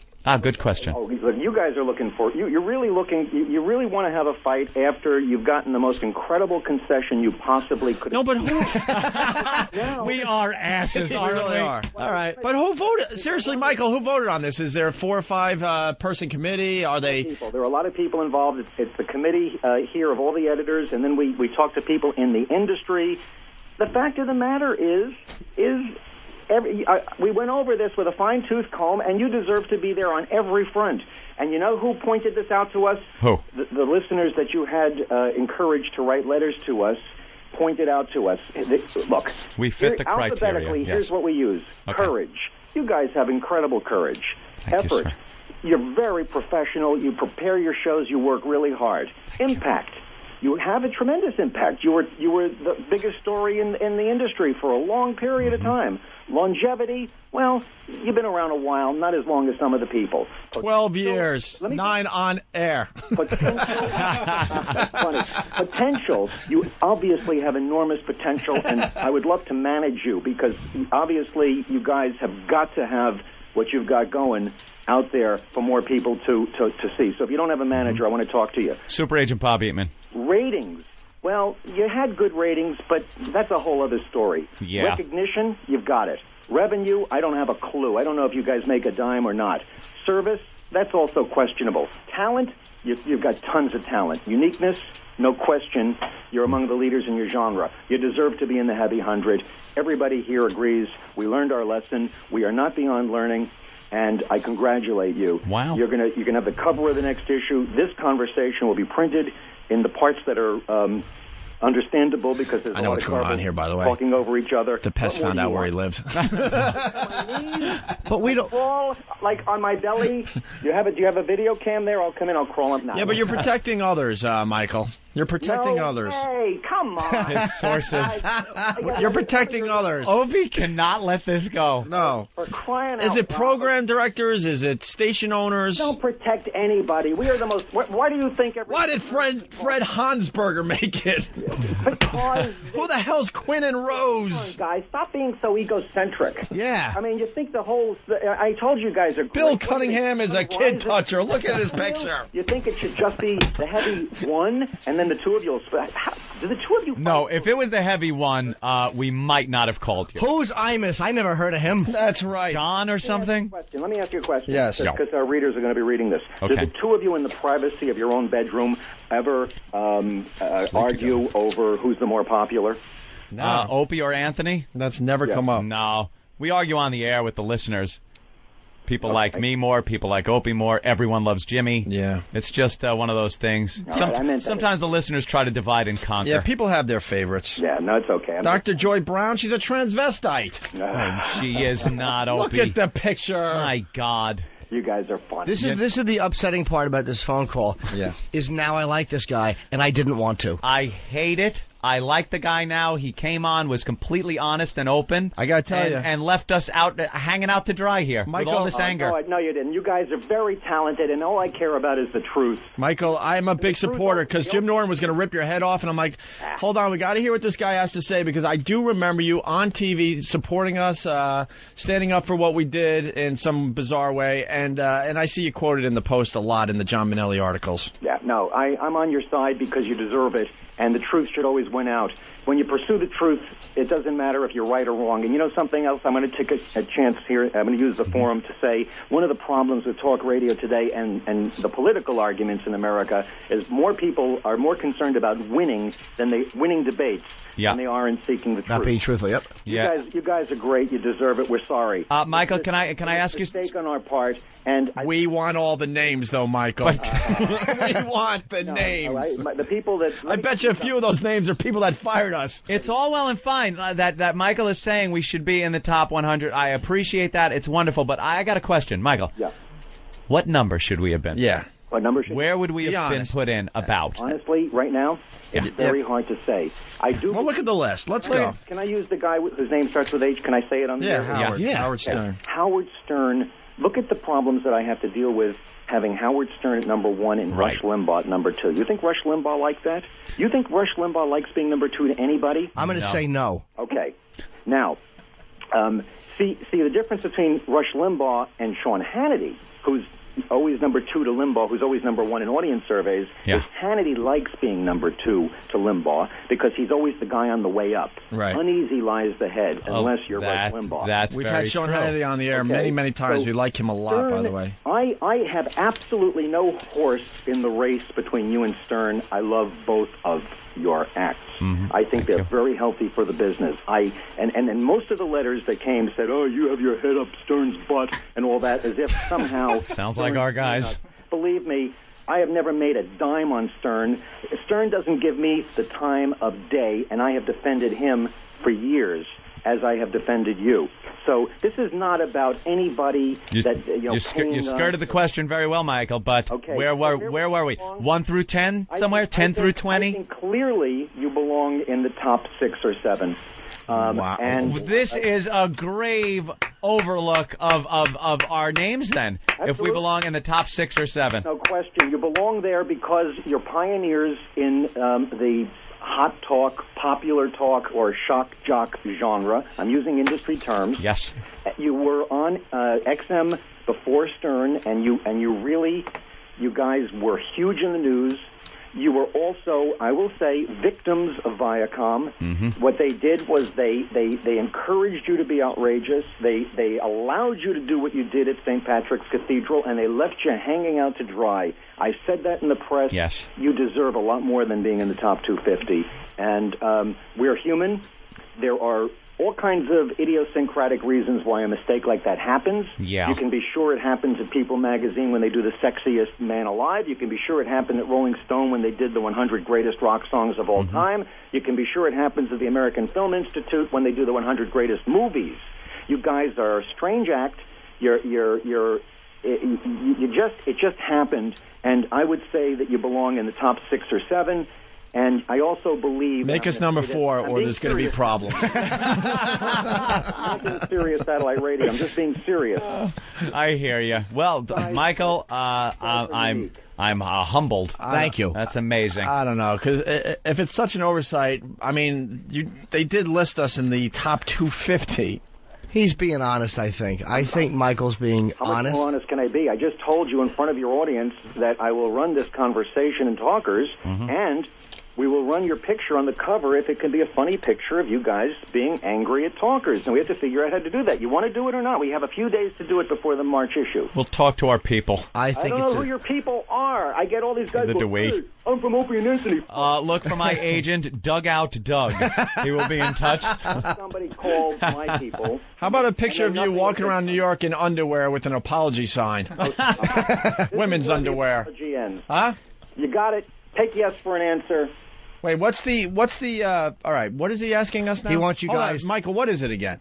No, I'm serious. Let's get right to the meat of I this. want to get a photo in the next few days of a very, very good photo in color on a good camera. If we have to come in ourselves, we'll do it, but maybe you guys can do it. Of the two of you in your studio, either ripping the issue to shreds, throwing eggs at it. Nothing lewd, because we go through the U.S. mail. Yeah. But something that indicates your total displeasure. Yeah. We'll run a sampling of the letters. We'll talk about the reaction we had, and we will run as much of this conversation in the issue as is intelligible. And this picture will be on the cover of Talkers magazine. It'll put you guys on the map. Obviously, the thing I learned from this is just how big and important Talkers magazine is. Otherwise, guys like you wouldn't care. Well, Michael, we're ready for our answer. You ready for what? The answer. The answer. What's the answer? Why, Oh my God, the guy was... You know, the guy was being very cordial. There's nothing worse, very honest, than when you gear up to hate somebody and they come out and they're honest and nice. He admitted to being wrong, and... Your call did not go through. Will you please hang up and try your call again? You have to hang that line up, Opie. Recording. I don't want. I want to enjoy it a little more. We're sorry. Your call did not go through. The guy actually fessed up and said it was a mistake, and that we should have been, dude, top 10, 6 or 7. 6 or 7. And 6 was Imus, 7 was Laura Ingraham. All right, I could see us being just... Dr. Laura Schlesinger still beats us? I'm not going to agree with the top 5, but I think we should be right behind Don Imus. That's where we should have been. And Opie's got to hang up on him. Holy shit. It's the second time someone has called in that I was all geared up to hate, and you wind up liking them. Yeah. He's really not a bad guy. That's why I was surprised, because he really does support us in the media. Dude, he completely told the truth. Holy crap, that's fun. Let's say hi to Mike in D.C. Mike? Opie, you were so right on hanging up on that guy. Man, I could smell that shit from here. What? He was just totally full of it. No, I'll tell you why I don't agree with you. Because he wouldn't have come on the air. If he was going to lie, he wouldn't have come on the air and said, yeah, we made a mistake. There's no advantage for him to do that. If they said, like, hey, fuck Opie and Anthony, there's no advantage to then come on the air and go, we made a mistake. There's nothing advantageous to it. How can you say he forgot to put you in the top 10, but they remembered to put you in the top 250? That doesn't make any sense. It just got an honorable mention. But whatever the reason, he did come on the air and say that they were wrong. Yeah, I am a little suspect of that, but I don't know. Something smells fishy. I'll say it does, but the guy came on the air, and he was pleasant, and he said, look, we were wrong. I mean, what are you going to do? You have the guy, all right, that's what he said. All right. You're going to hang up on him, which was good. Yeah, all right. Yes, but I want to know what picture they're going to take of these two. All right, punch it out. All right. I want to thank the pests. Oh, yeah. Yeah. The pests absolutely. really did their job. See, these are the battles they fight all the time. I had no idea that hundreds and hundreds of emails were being sent over there. Sent to them, and a lot of them were very intelligent emails. Mm-hmm. Well, let's not say a lot of them. And then some weren't. Dave in Tennessee. Hey, guys. I think apology accepted, and we can tell Dugout Doug to let his wife go now. Yeah. Yes. His wife's playing cards. They're letting her win until he comes back. Yeah. Busting out. All right. Let's go to cigars and scotch. Cigars and scotch. Hey, the Army flexes its muscles again. And Opie, you hung up on the Photoshop contest for the cover of Talkers magazine. Thanks. Oh, yeah. You know something? Photoshop. Well, it smelled of wacky. We try to stay away from wacky. I want to see what the Photoshop guys can do with that idea. Right. Make an Opie and Anthony shot with us holding the Talkers magazine and ripping it up in some situation that you might find humorous. My Photoshop entry would be Michael Harrison's head that we're holding from his hair, and it's severed, and there's Alzar Cowie, and there's just blood dripping from it. That might be a tough one to get to the rest of the industry. Yeah. How about you two?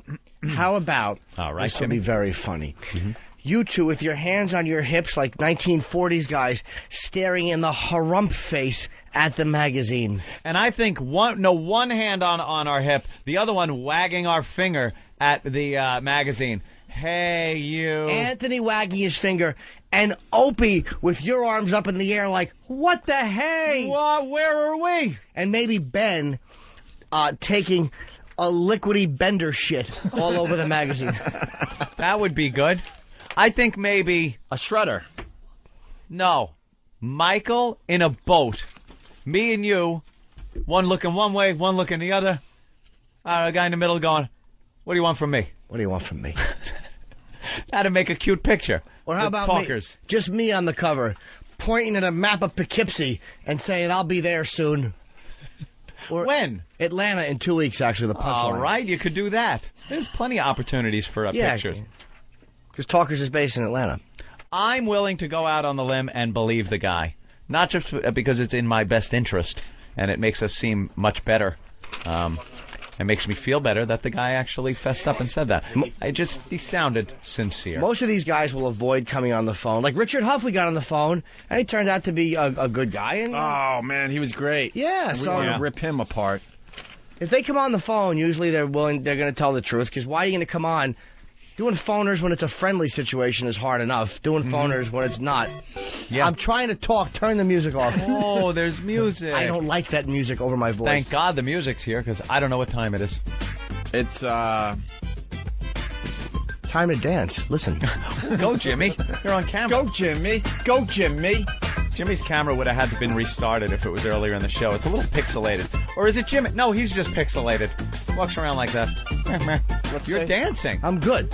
No, you're not. I do a dance called... That is ridiculous. I do the Raj from What's Happening. And I cannot wait until they roto you out of that picture and place you into some ugly, horrific, embarrassing situation. They won't do that. Yes, they will. I dare the Photoshop people to fuck with my dancing. I dare you, motherfuckers. Sergio. Yeah. Make it fast, Sergio. Hello. Yeah. I'm just calling to let you know that I bought the new Major League Baseball 2006 show for the PSP. Yeah. And I created a character named Greg Hughes. He plays third base for the Mets. Were you able to make him look like Opie? Yeah. Oh, cool. Take a screen cap and send it in. Did he pick the baseball up with his ass cheeks? Drop it on second base? I wasn't a good baseball player. I should be in right field. Yeah. And when I'm up to bat, I should be way out of the batter's box. Do you know what they told me? I was very scared to get close to the plate. Yeah. In school, I don't want to end on a really big laugh, but they always told me that I should have been an astronaut because I took up space. That's wonderful. Because people. All right. Ron and Fez up next. Hey, Fez. You love the guy. That Ron made me laugh so fucking hard last night listening to the replay. Those guys are on fire, man. Really funny. He is a pisser. I hope you enjoyed this crap today. I did. I had fun today. Yeah, we're going to be at F.H. Riley's 400 New York Avenue in Huntington on Long Island tomorrow night for late night karaoke. Yep. Most of us will be there, so we'll see you there. If not, I think we're doing the Pal Talk with that too. We're going to try. Yeah, so the rest of the country can check that out. So everyone around the globe. All right, man. Thank you. We forgot to say TGIF tomorrow. For Monday. Everybody go home.